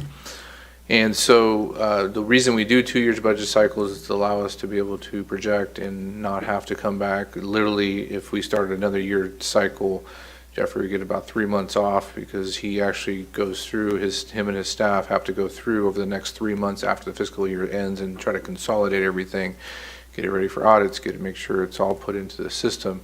And that ends about September-ish, October. Hopefully he has everything in by then. And then he has to literally get a couple months off before he has to start the next budget cycle. So we moved to 2-year budget cycling quite a few years ago to make it a little easier on staff to be able to keep the wheel moving forward. It doesn't mean that we at any time as a city council or a city cannot change our budget. A budget is a draft of what we think things are going to do. And so any time if the economy gets worse, we can come back and adjust our budget in a way that will make it work for that fiscal year. So I just wanted to let everybody know that we all have different thoughts sometimes on how the process should work. I'm not a big fan of the state of California. The governor walks in a room with 2 members of the majority and 2 members of the minority, and they hash out a budget based on what each side thinks they need. And that's the way it goes. And I don't think that's a great process. I think this is a better process. Could there always be more public input? Sure. We hope that someone will come out in the next meeting and give us their 2 cents. Email us their 2 cents. Make phone calls to City Hall, whatever it takes. We're open to listening, I think, each and every council member.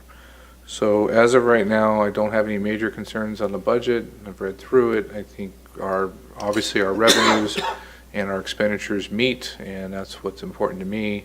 I think when we get into the line items of each department, for each of you that have questions, do understand that, and then let's bring those suggestions forward and see if we can compromise on a budget in a couple of weeks. All right, we'll start at round 2. Mr. Betts. Thank you. So, some good dialogue here. I appreciate the suggestions and comments and items. Jan, on the funding for the nonprofits, I was here. I remember how we used to do that. It was from the CDBG grants, but we could budget something, like that. I forget how much it was back then, but if we wanted to budget for groups, we could do it outside of CDBG if we put in a line item. I'm just letting you know that I'm open to going back to doing that. I agree with you on that. That's a good suggestion. On Roger, on CVEP contribution, I think I have the same questions there that you do and that Gary expressed. What are we really getting out of that? That question's gone around for a long time. I know when we were in tough budget times, it really got looked at. I would also like to look at the same time we're looking at that, there's a lot of people who come here asking for money, and every time I see that, I say, hey, maybe there's some groups here. So I like your idea about, seeing how we can funnel that towards residents here rather than some of this down valley stuff that's been coming in, and so I'm on board with that. I'm trying to find something everybody said that I liked. Gary CVEP, I agree with you on that. We've been tasked by Jan to look at the vacation rentals. Do you want to do something before the next meeting? Get together, you and I, we can talk about that. See what she's ordering us to do. And I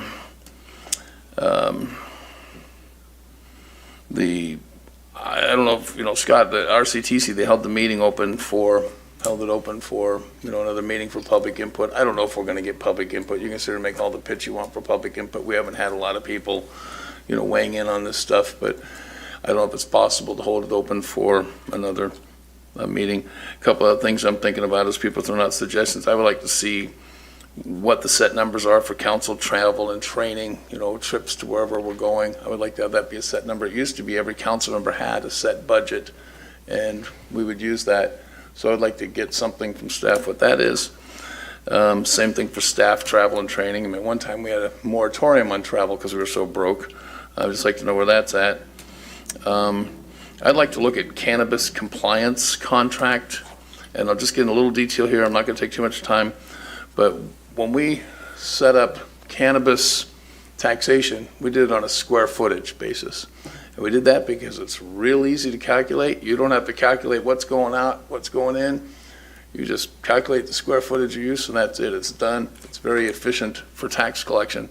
I think we've taken on some things in code compliance that are costing us, $165,000 a year, that are basically the job that the state might be doing. And I can use an example of our hair salon. There's a state board of barbering and cosmetology, and they make sure that we meet the safety standards in the salon.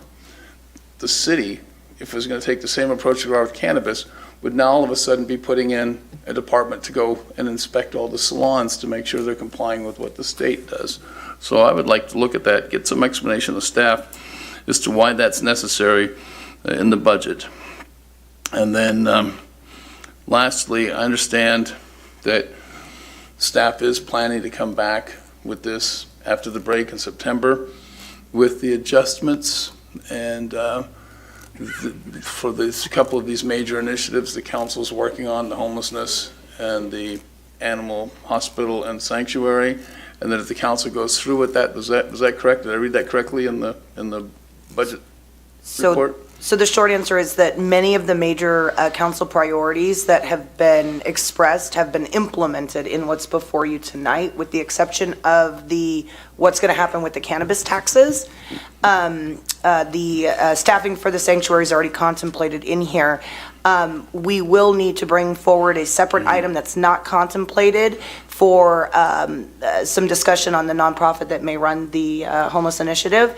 So those are the only two things that are not contemplated in here at this time. Okay, so, all right, so I was mistaken. It wasn't the animal, it was the cannabis taxes. Okay, thanks, got that clear. So that's a biggie. And then the other biggie is the homelessness, whatever we're going to do there. So my understanding is we're going to expect another meeting, even if we adopt this now, we're going to expect you guys to come back in September and say, okay, guys, you wanted to do this and this, and here's what it's going to cost, and all of a sudden, you're going to tell us we had this huge new windfall of money, so it's no problem, everything's good to go, you don't have to budget anything, right? That's what you're going to tell us? I hope to tell you Yeah, that. I do too. I don't expect a separate meeting on the budget in September. We will be bringing the cannabis item forward to you before you all go dark, where we will have some big discussions about what that's going to look like. And then, of course, if we ever have an emergent situation or anything related to the budget, we'll bring it forward as a Okay, separate well, I item. wasn't suggesting that you do a study session against the mayor's will. He don't like those things, so that's okay. I just meant at a future council meeting, so. Okay, that's all I got. Thanks, Mr. Mayor. I have nobody else in the queue. Ms. Pye, go ahead. You don't know we're not. On your STR, there was a lady who was using, you know where I'm going. Can you guys work on that to change it?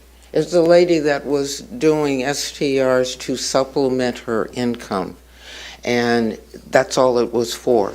And then she gets hit with all of these fines. I don't think it should have been for that, so I'm asking you to correct that. And I want to thank you two for coming, for being here. How I got on the council, I brought my house and wanted to figure out what the council was going to do about my property. And I'm glad you came to find out what's going to happen with yours. Go ahead. On that, the woman in question lives in her short-term rental. She rents out a single room. She's there 24/7, and we kind of lumped her in with the people that buy them and are never living there, and are running a for-profit business out of there. She's just a single lady renting a single room occasionally, and we need to take a look and see whether it makes sense for her to comply with every single one of those other All right, existing let's STRs. not start another agenda item here, because this is going to open up questions that we can't discuss right now. So you've got direction from Ms. Pye for you two to sit down and talk about that. Any other questions about the budget? Mr. Mayor, if anything, if I would like to be an alternate, if for whatever reason they can't meet on the STR. Okay. Any other questions about the budget? All right, this is basically just informational at this point. You guys have enough direction, unless Jeffrey, you want to sit through this again? No, you good? All right. No, thank you, please. I got the finance guy to smile. It doesn't happen very often. All right, so we're going to move on to item number 7, which is development impact fees for ADUs greater than 750 square feet. Mr. Clark. Thank you, Mr. Mayor, members of council. The pre-approved plans for the new ADUs are done, and staff is developing the rollout program, which will include the plans. They're stamped by our plans examiner. We also have created a site plan to give to residents so they know what they have to do in that regard. A guidebook with information on permitting, webpage with all the materials online is being built now. We've developed workshop materials as well. We plan to hold at least 2 workshops on ADU, how do you go through the permitting process. And the last thing is the sample fee sheets. So we wanted to give each of the prospective applicant fee sheets so they understand the total fees that would be paying for each of these ADUs. So we're trying to make the process as easy as possible for the applicants. So you probably remember that there are 5 plan options. Sorry, go back one more. The city has developed ADU plans in 4 styles, and there are 8 different floor plans for each of those styles promoting housing within the city. 5 plan options are below 750 square feet. 3 plan options are above 750 square feet. Why does that matter? Effective January 1, 2020, the state passed SB 13, and it basically established impact fee exemptions for ADUs up to 750 square feet. If they're larger than 750 square feet, then impact fees are charged in proportional in size to the primary dwelling unit. That's by square foot. In our housing element, we did have, as part of our implementation program, and objectives to provide incentives to the ADUs. One, of course, is providing the pre-approved plans. So went back and looked at the permits issued and how many would actually fall within that category. And of the 27 ADUs that were permitted, all of them have been under 750 square feet. None to date have been more. But we do have an application in now that is 782 square feet. So just 32 square feet above the 750. So they would be required to pay the whole proportional rate of impact fees. So our recommendation is to adopt a resolution that would waive the development impact fees for ADUs over 750 square feet. And I'm happy to answer any questions you would have. And I'd just like to say that we are getting a lot of interest from the public in these plans, probably 2 or 3 times a week. When is it going to be done? It's going to be done. And so we're really close. This is kind of the last step, and we'll finalize everything, and we'll start holding our workshops. Before we open up to questions from council, is there anybody in the audience that would like to speak to this item? See nobody coming forth. I have Ms. Pye in the queue. I have no questions except one, parking. So under state law, most ADUs do not require additional parking. Okay. Mr. Nunez. Mr. Mayor, just to clarity, Mr. Clark, can you, for the folks at home, can you say what an ADU is? No, I'm sorry. Yeah, we use acronyms a lot in our industry. It is an accessory dwelling unit. So in this instance, it's a detached dwelling unit that can be built on the same parcel as the main dwelling unit. Thank you, sir. I have nobody else in the queue. Oh, no, go ahead. So the upper limit, it's above 750, but that's all determined by lot coverage or what the state says the new setback requirements are. Does our lot coverage maximum come into play? No, it's the square footage of the main house proportional to the square footage of the accessory dwelling unit. Okay, so if somebody has a main house that's 1,250 square feet and they're on a 10,000 square foot lot, they could conceivably put in another 1,800 square foot ADU, an accessory dwelling unit granny flat, right? Yes, they would still have to meet certain setbacks in order to put that in there, but yeah, it depends on the lot configuration and whether they would meet the setbacks. Okay, and, okay, so there are some upper limits on that, it's not? Yes. Okay, and so when those plans coming back to us, when will they be available and done? They're done. They're done. They're stamped. They're ready to issue to the public. So maybe just come and get one, or do you have to make an application first? The plan is to put them on the city's website so they can, prospective applicants can look at the plans and see which ones they would like to choose. But as mentioned, we want to have these workshops to sort of educate the public in the whole process of permitting, kind of manage expectations. It's not like we're going to hand you a set of plans and you hand them back to us. There's still other things that need to happen, such as creating a site plan specific to the parcel. Are we going to do a drainage plan? That's going to depend on the grade of the site. So Jalene's going to tell them whether they need a grading plan or not. Well, grading plan, I can understand. I'm talking about drainage. I mean, all of these have already had drainage worked out, we hope, when the original dwelling was put in. Are they have to go do a new drainage plan? If you're referring to like a hydrology report or mitigation, no, they would not have to. Okay, and I'm trying to think what else. And permit fees, how much are those? Do we know? Yes, so because it is what's considered a stock plan, there's going to be a reduction in the plan check fee because they've already been checked. Normally, again, it's going to be based on square footage, but it would be half of what's typical charge for the dwelling unit of that square footage. So don't laugh. Is our plan checkers going to come back with corrections on our already pre-approved plans? No. These are going to be for the drainage, for the grading or anything like that, just need the additional things that the plan check would be? The plans that we have now meet the California Building Code for plumbing and everything else, right?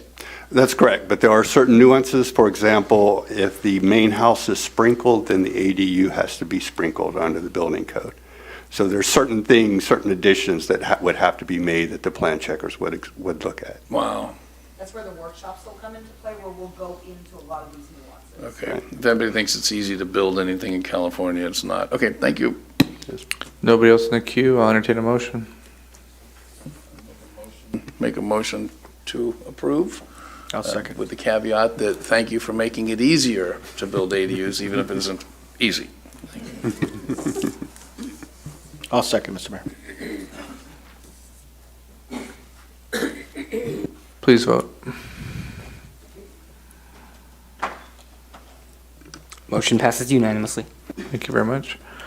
Move to item number 8, special events permit fee waiver for the downtown district and citywide grand openings. I don't see Mr. Smith. Who's that? Eric? Eric will be doing it tonight. And Mr. Mayor, I'm in that map right there, I believe, on Palm Drive, 12084. My wife and I have a hair salon, which could possibly be impacted financially by this decision, so I will recuse. Thank you.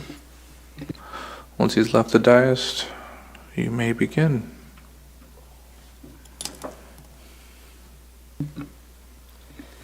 Good evening, Mayor and Council. What I have before you is the special event permit fee waiver for the downtown district, as well as citywide grand openings.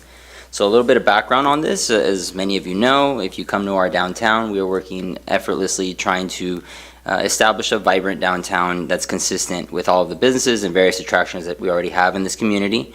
In order to continue supporting that in the downtown district and surrounding areas, what we're proposing is to remove the special event permit fee of $2,075 that's placed on private businesses wanting to do a special event. And this would be for the downtown area. And on the map before you, as you can see, we have it outlined there between Cholla, First Street, Mesquite, and Buena Vista. This will also remove the $25 fee that we have for nonprofits. Along with this, we are as well asking to remove any costs associated with grand openings, and that is citywide, not just the areas bounded there in the downtown, which will as well help the small businesses that are usually small local mom and pop shops, and this fee of $2,000 can be a little bit heavy, so we're hopeful that they can use this money instead of on a permit fee, that they use it on their business or their actual event, and we just kind of help them get through the process. They would still need to apply and get a special event, go through the right channels so that all the appropriate agencies and can take a look at it and give any comments, but nonetheless, the actual fee itself is what we're asking for you guys to waive. With that, the recommendation is to adopt a resolution of the City Council of the City of Desert Hot Springs, California, waiving the city's special event permit fee for businesses in the downtown district and for grand openings of businesses citywide. And that concludes my report, and I'm here to answer any questions. Thank you. Thank you very much. Anybody in the audience would like to speak to this item? See nobody coming forward. Close public comments. I'll entertain, anybody want to speak? I got Ms. Pye. Now you see why I didn't want to talk so much in the beginning. For the ordinance, I would like to request that there be a 2-year, in the ordinance, that there be a 2-year revisit to this to see if we still should be doing it. Other than that, I'll second that motion. I'll make a motion. You make a motion to approve it with an addition of a 2-year revisit. Yes. All right, so motion is made, seconded. Mr. Nunez, you're in the queue. I just had a question, like, so this grid, I see it doesn't include like the senior center, stuff like that. So is this in the works still, or are we considering other properties new? Like, I see a lot of empty land. A new business comes in that empty land where it's not zoned downtown district. Are we able to include that? Is there language in there to say you're part of the downtown instead of coming back to the council and say, hey, they want to be added to the downtown district? So I know that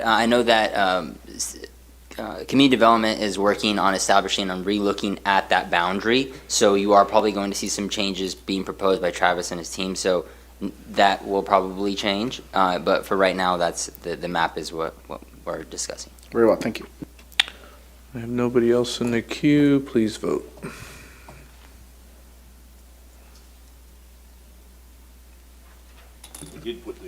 Motion passes unanimously. It won't show on there, but he records Good it. job. All right, Mr. Betts is back in the room. Moved to item number 9, electric vehicle supply equipment agreements. Mr. Haker?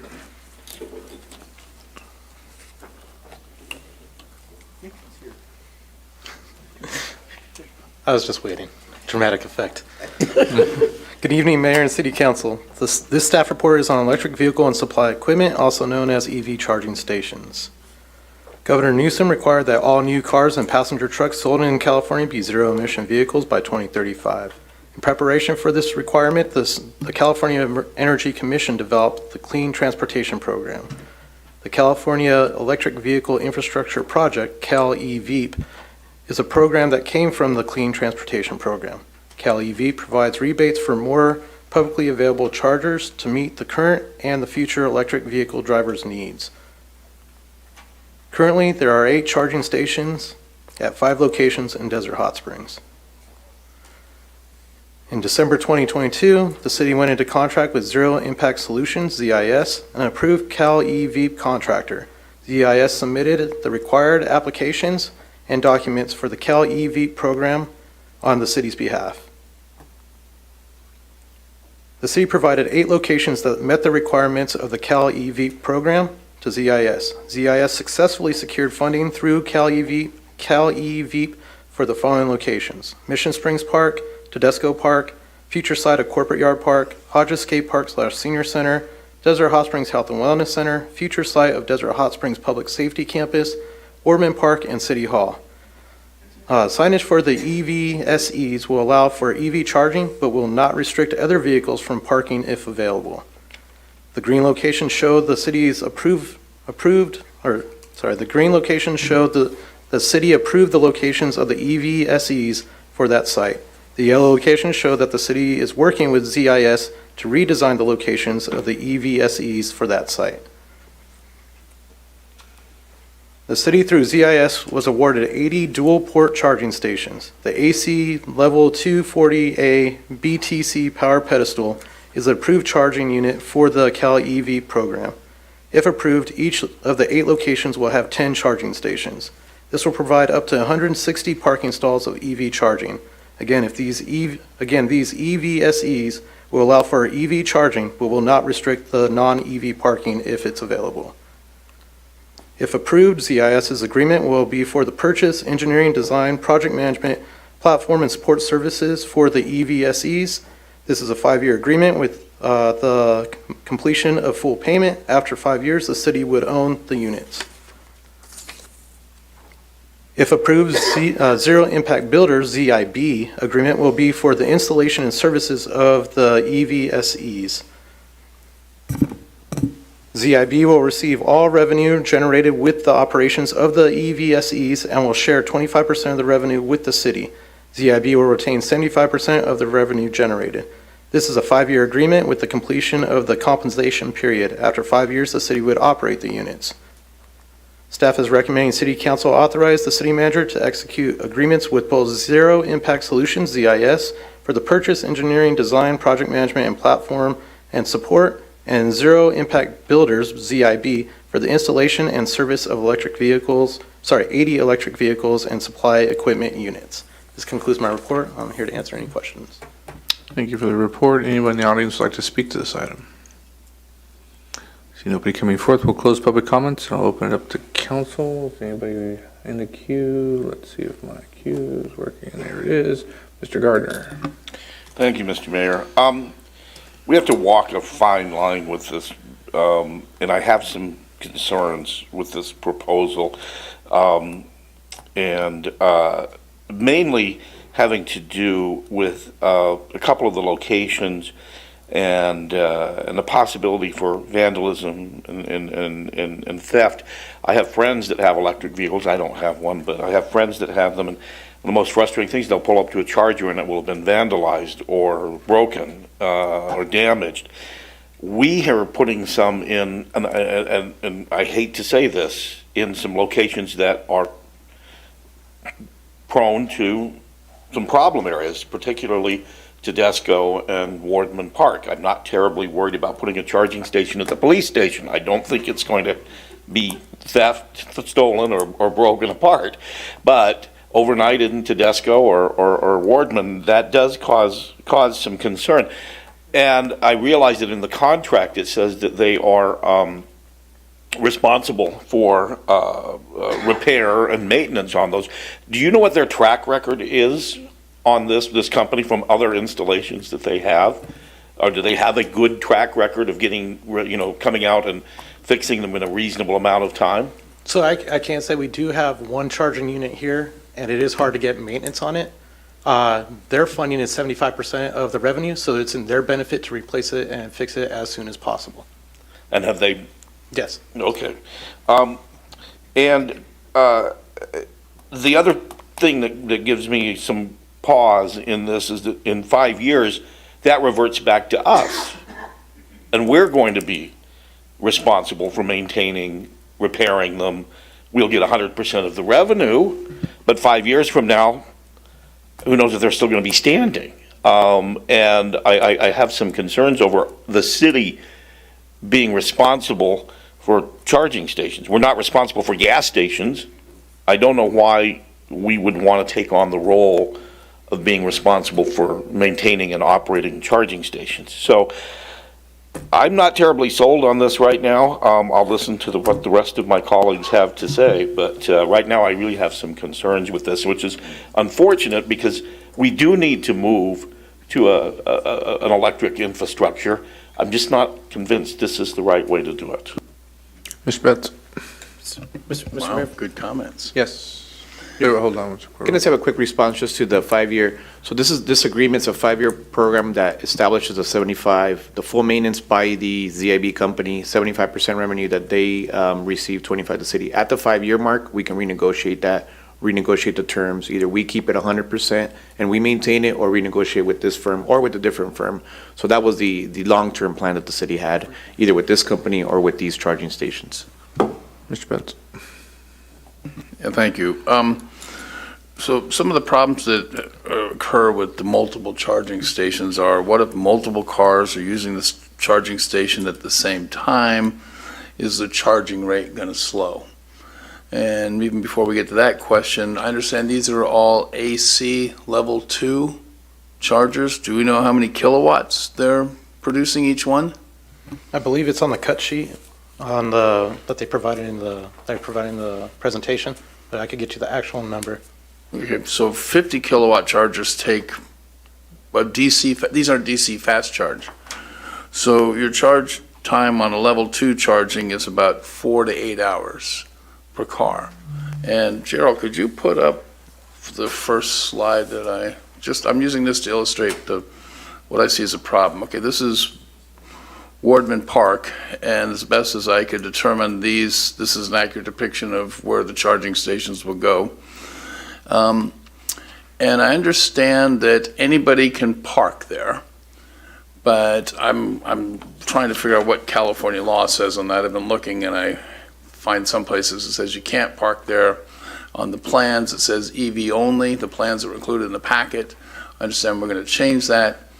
But I'm just thinking from a practical standpoint, if you've got an event going there and every parking space in that lot is full, there's no EV charging. Here comes somebody who wants to charge their car, and they're going to say, hey, I can't charge. People are parking there. And we got a commotion that's at this public speaker podium and a problem for the council to solve. Conversely, if electric vehicles take off, and everybody's looking for a charging station. And those spaces, which represents almost half the spaces that are available in that space, are full on a regular basis with cars charging.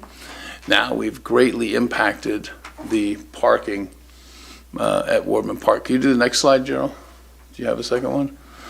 And it's the same situation at the senior center. And so the other question I have is, I mean, these I know are prime parking spaces at the senior center. And if you go to the, we don't have to put up the drawing, but if you go to the one that's at Mission Springs Park, they're right there front and center. And I'm just wondering, is there a requirement that all the stations have to be like the closest possible station? They can't be further away. But you know, I have a friend of mine, he's driving up the I-5 and we were talking and he says, hey, I just pulled in and there's this EV charging station. It looks like a gas station, but it's EV. And he pulled in and he says, wow, it's nice. They got some amenities here. And I'm wondering if instead of taking up all of our public parking and creating this conflict, why don't we go find a piece of land and go put in a charging station somewhere? I don't know if it could be all 80 at once. We could probably find some land. You could probably, in the current climate, get a grant to purchase that land for that, the way the governor's all high on these electric vehicles, and alleviate. I see a big parking problem here, and I think it also alleviate some of the questions regarding vandalism. It's going to be a much more difficult task to go vandalize. Not only to worry about vandalizing the charging stations, but somebody's leaving their car for 8 hours in this parking space, and all kinds of things happen. Kids go by and push the button to end the charge. Somebody shows up 4 hours later, find out their car was never charged. I think you need a more controlled environment than just unleashing these on the parks. I'd like to see this come back and see if there's another possibility for doing this, maybe putting in an EV charging station in the city rather than taking up a park space. Maybe I belabored that point way too much, but that's it. I'm done. Mr. Nunez. Thank you, Mr. Mayor. Honestly say it's about time. 80 stalls really makes a difference in the city. Where we're looking at 8 right now. If they're at Wardman Park and there's not enough EV station, Mission Springs Park, they can go to the Public Safety Academy. They can go to Corporate Yard. They can go to City Hall. There's a lot of opportunities here for our residents to use. I think we need to jump on board now. As far as vandalism, as far as who can say we can do that now? There's vandalism now everywhere. So not just it's going to happen with these EV, but I mean, that's where we have law enforcement for it. That's where we have our community service officers. That's why we have our code enforcement officers. I think this is we're going way beyond that we really need to. This is something that we badly needed in the city and our residents. So I'm on board. Thank you, Mr. Mayor. And I don't know if I'm going to buy an electric vehicle in the future, but supposing I'm going to be forced to. So I like new vehicles, so I guess it's in the cards if I stay in California. We need the stations. I am a little concerned on the length of time it takes to.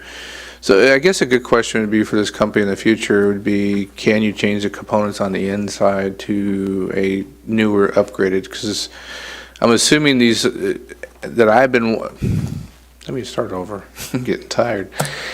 I'm assuming this is like your cell phone. I bought this one 3 years ago, and 5 minutes later there was a new one. You know, so I'm assuming the technology is going to get better. Can the components on the inside of these be changed? Is the question I think we would want to ask in the future, or is it one box and it's like an iPhone? You can't get to the battery anymore. So. So I'm assuming that the technology again will be better. I think the concerns of taking up certain parking spaces in parks should be maybe reevaluated. We know from Little League that that whole park fills up during that season, but the rest of the season is not. So is there a way to spread them out? I know probably not, because they need to be in a certain vicinity of electrical power. So maybe, I don't know. I do think we need to look at that, because I don't think everybody's going to move to this as fast as the governor wants them to, but we do need to have the option to get them charged. Now, fuel stations are moving towards more of the high, speed charging. And so people are most likely going to be looking for those. Are they still going to utilize the ones in our community? I know somebody, a developer showed up here to meet with me, and I'm pointing out that way to our charger, and the connection didn't work on his. So there's multiple different connections. I don't know much about electric vehicles when it comes to that. Are they going to have like, different adapters? So a lot of questions there. I think we need to move forward with it. The money's there. We have to start putting them there. I just suggest maybe a little bit more of a reevaluation of the locations and not cutting off too much of the parking. Mr. Betts, you're back in. I just wanted to reiterate that I have no problem putting in 80 charging stations. It's a matter of where we put them. And I'm curious as why is the company not here today for this presentation? What's that? Why is the company not here today for the presentation? So they're actually in, out of Southern California, like Orange County area. They just didn't come tonight, that's all. They didn't want to make the drive? We didn't invite them. Oh, okay. Mr. Gardner?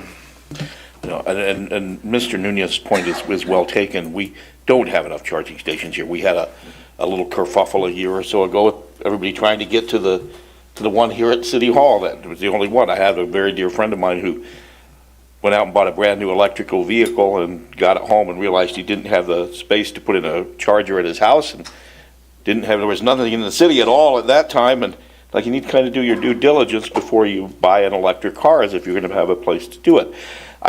This is a good proposal in a sense, but I think that it's premature. And at this point, I don't know if I'll give any support, but I would say let's send this back to the company, reevaluate where they're going to put them, and look at at putting them in some locations that are perhaps a little more secure from vandalism. They're still accessible to people, and that we have a dearth of charging stations here in the city. We really need them. I'm just not convinced that this is the right vehicle to do that, pardon the pun. And so I would like to make a motion that we defer this and send it back to staff to work with Zero Impact Solutions for a better proposal. Hold on, I got a motion on the table. I need a second first before we move on with discussion. Man, you're going to lose? No, I'm going to second that. Okay. I was just going to wait and see if somebody Got a motion and a else second, and the city manager has some comments. So I believe Nick Hager has an update with respect to the location. So it's my understanding we can change those locations on our own outside of them approving the contract tonight if they choose to do that. Yeah, so we actually picked the locations based off the requirement of the program for the Cal EV program. It wasn't where we could just put them wherever. Then it went through review. We get to pick where they're at in the facility. So at Warman Park, we could put them wherever the electrical engineer found it best fit. That's why we have those 3 locations, the 2 future projects, and then City Hall. The one that they proposed for City Hall is restricted inside the fencing. We're redesigning it to make it more accessible for the public access. And then as far as the vandalism and everything, again, they're covering everything, and the signage, it is not enforceable. So if you need to park there, like I know we have issues with Little League, anyone can park there. It isn't until the demand becomes bigger that we'll restrict the parking as the demand grows. And is there a reason why we're only doing these on city property? I realize we can't force a private business to do it, but I'm thinking there are a lot of extra parking spaces in our shopping centers, post office area, a couple of other places that are more heavily trafficked than Wardman Park and Tedesco Park. They would probably get a lot more use. Maybe we need to have our economic development director reach out to those folks and say, are you willing to work with us and this company to put a charging station in? I just think throwing that many of them in Wardman and Tedesco and Mission Lakes is problematic. So that's why I would like to see it brought back for a revisit. Yes. I can appreciate the electrical engineer thinks that's the best location. He probably needs to get together with the parking engineer is what I'm saying. So anyhow, okay, so I guess. There is, to answer your question, Councilmember Betts, it is a grant that's for city, so it would need to be on city-owned property. That's why we've not reached out to any other location. That's what allows us to qualify for the grant. And there was a secondary grant through Cal EV that we did reach out to private. It was for private development. Unfortunately, we didn't have any local businesses that would accommodate that much parking to apply for that grant. but the requirement was that it had to be on public property. Mr. Nunez? I can say this, in other cities, I think wording is gold, right? So I know when we go to the casino or you go to different places and they have sign that says electric cars only. What if in these parking spots, we don't put electric cars only, we just put electric cars charging station? That way people assume, even though they don't know they can't park there, that they think it's for, so I think the wording on signage is means a lot and it can go a long way. Is this time sensitive? Yeah, it is going to be time sensitive because this is a state program that we have to get the funding, and if someone else gets the funding, then we don't get the program. Mr. Mayor, I would ask that they can reconsider their motion to, I don't know if they want to stick to the same after hearing Mr. Aker's information, but if you want to. I'm not convinced. Let me ask the motion maker first. Let's vote on this, see where it goes. Okay, yeah, so the current motion is to authorize the city manager to execute a contract, blah, blah, blah, blah, blah, but defer at this moment for more information to come back at a future meeting. I'm assuming that's what your motion was. All right, please vote.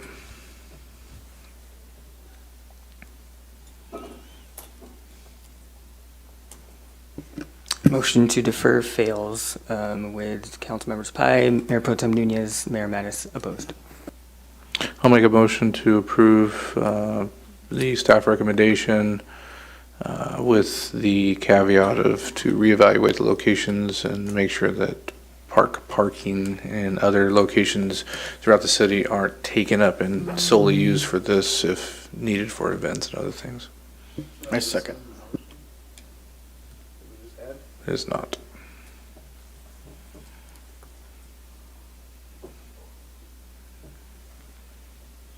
And no more comments, please vote. Motion passes with Councilmember Betts, Councilmember Gardner opposed. All right, thank you. Item number 10 is the HSIP 9-3 Palm Drive Median Project, Federal Project Number HSIPL-53, City Project Number 3021, Notice of Completion. Julian, I know that's going to be you, not Mr. Haker. I can just see you were waiting for something here, and I finally figured out what it was for. I thought you were just hanging out with us tonight. Well, thank you. I appreciate it. Good evening, Mayor and council members. So the city applied for grant funding from the Highway Safety Improvement Program, Cycle 9, and was awarded $159,570 towards the construction of a safety median at Palm Drive and 8th Street. The project included the construction of a median, installation of solar power flashing signs, and new pavement markings. After releasing a request for proposal for construction, Onyx Paving Company Incorporated was selected as the lowest responsive bidder. Onyx Paving Company completed the construction for the project on April 11th, 2023. The work has been inspected and approved by the inspector and the city engineer. The next step for the city is to record a notice of completion for the project. And here are some pictures of the completed project looking from the intersection of Palm Drive and 8th Street. And here are some more pictures of the completed project from Palm and 8th Street and from Palm and 7th Street. Staff recommends that City Council approve the work, accept the project, and direct the city manager to file the notice of completion for the HSIP 9-3 Palm Drive Median Project, Federal Project Number HSIP-L-5384025, City Project Number 3021. This concludes my report, and I'm here to answer any questions. Thank you very much. We'll open up the public comments. Deputy Chief, anything? No, you're good with that one? All right. Move to council member comments. I'm sure we got somebody in the queue here. Got two. Mr. Betts. So I'm ready to make a motion to approve this, but I want to put an additional condition on there, and I guess we'll discuss it first. I'm noticing that the contractor did not smooth and level the dirt. There's a lot of big rocks and stuff left behind. And I would consider that construction debris that would be within the scope of their original project. So if I could make a motion, or when it's time to make a motion, I would suggest that we approve the staff recommendation to approve the work, accept the project, and direct the city manager to file the notice of completion, provided the center median is raked and cleaned and prepped in advance of the work for the landscaper. You made a motion. I'll wait for a second before we move on. Going once, going twice, the motion dies. We'll go back to discussion. Mr. Nunez? Thank you, Julian. Quick question. The medium has just palm trees, correct? It has nothing to do, is the city responsible in putting in either plants or whatever's going to inside the medium, or is the develop? If we want additional things in there, then yes. It was originally the stamped concrete and pavers in there, and then we replaced that with palm trees. So if we want anything additional, it'd be on us. Mr. Mayor, can I make a quick note? So there's a Palm Drive project, the ATP project from Pearson to Mission Lakes. It's a large project. It was funded by multiple different funds. This is only a small, very portion of funds. This is a highway safety improvement funds that we applied for back in 2017 or 2018. It was a long time ago. But we're trying to match a whole bunch of different funds to create this very large project. So we received ATP funds. It was 3.7 million. Mm-hmm. And then we received 160,000 from HSIP. We received another 50,000 from another grant, another 50,000 from, so we were maximizing the project. This notice of completion is only for the $160,000 grant that we received that only paid or only funded the curb, pretty much the curb and gutter from the median, the safety striping on the actual 4 intersections, the flashing stop signs, and some markings. So we got creative and used this grant to pay for that portion, and then everything else to pay for everything else. So we need to get this notice of completion filed so we can get our reimbursement from the federal funds. Now the whole project itself is still going. The other funding was used for the asphalt, for the bike lanes, for the street lights, for the sidewalks, for the gravel. That is not 100% done. The contractor's still coming back and doing punch lists. So that would address some of the concerns that Mr. Betts brought. Perfect. Mr. Betts, you're next. I'm sorry, were you done? No. So, Mr. Porras, what I would like to do is use this medium as an, I guess, advertisement to the residents to say, hey, this is what's in plan. So if we can get landscaping inside that medium, that'd be perfect. Whatever we decide to do, I'm not sure what the plan is or what you guys have already discussed. We actually have electrical conduits already ran to it, so we do plan on putting similar uplights to the entryway and very similar landscaping to our other medians. The funding for that is the next step that we're working on. Thank you, sir. Mr. Betts? So if they have to go through, the landscaper has to go in and clear a bunch of rocks and large debris that was left behind as a result of the construction. That's going to be at our cost, right? No, the final punch is at the contractor's cost. So all I'm concerned about is somebody going to go make that dirt look smooth? Yes. And remove the big rocks and stuff that are in there right now? Yes. So I don't need a separate motion to do that, so they're okay not seconding my motion? I just thought you guys liked big rocks and a messy median is what I was interpreting that as, so I'm glad they clarified it, so I don't have any bad thoughts about all of you. Can I get someone to make a motion? I would make the motion for staff recommendation. Thank you. Is there a second? Second by Ms. Pye. If there's no further discussion, please vote.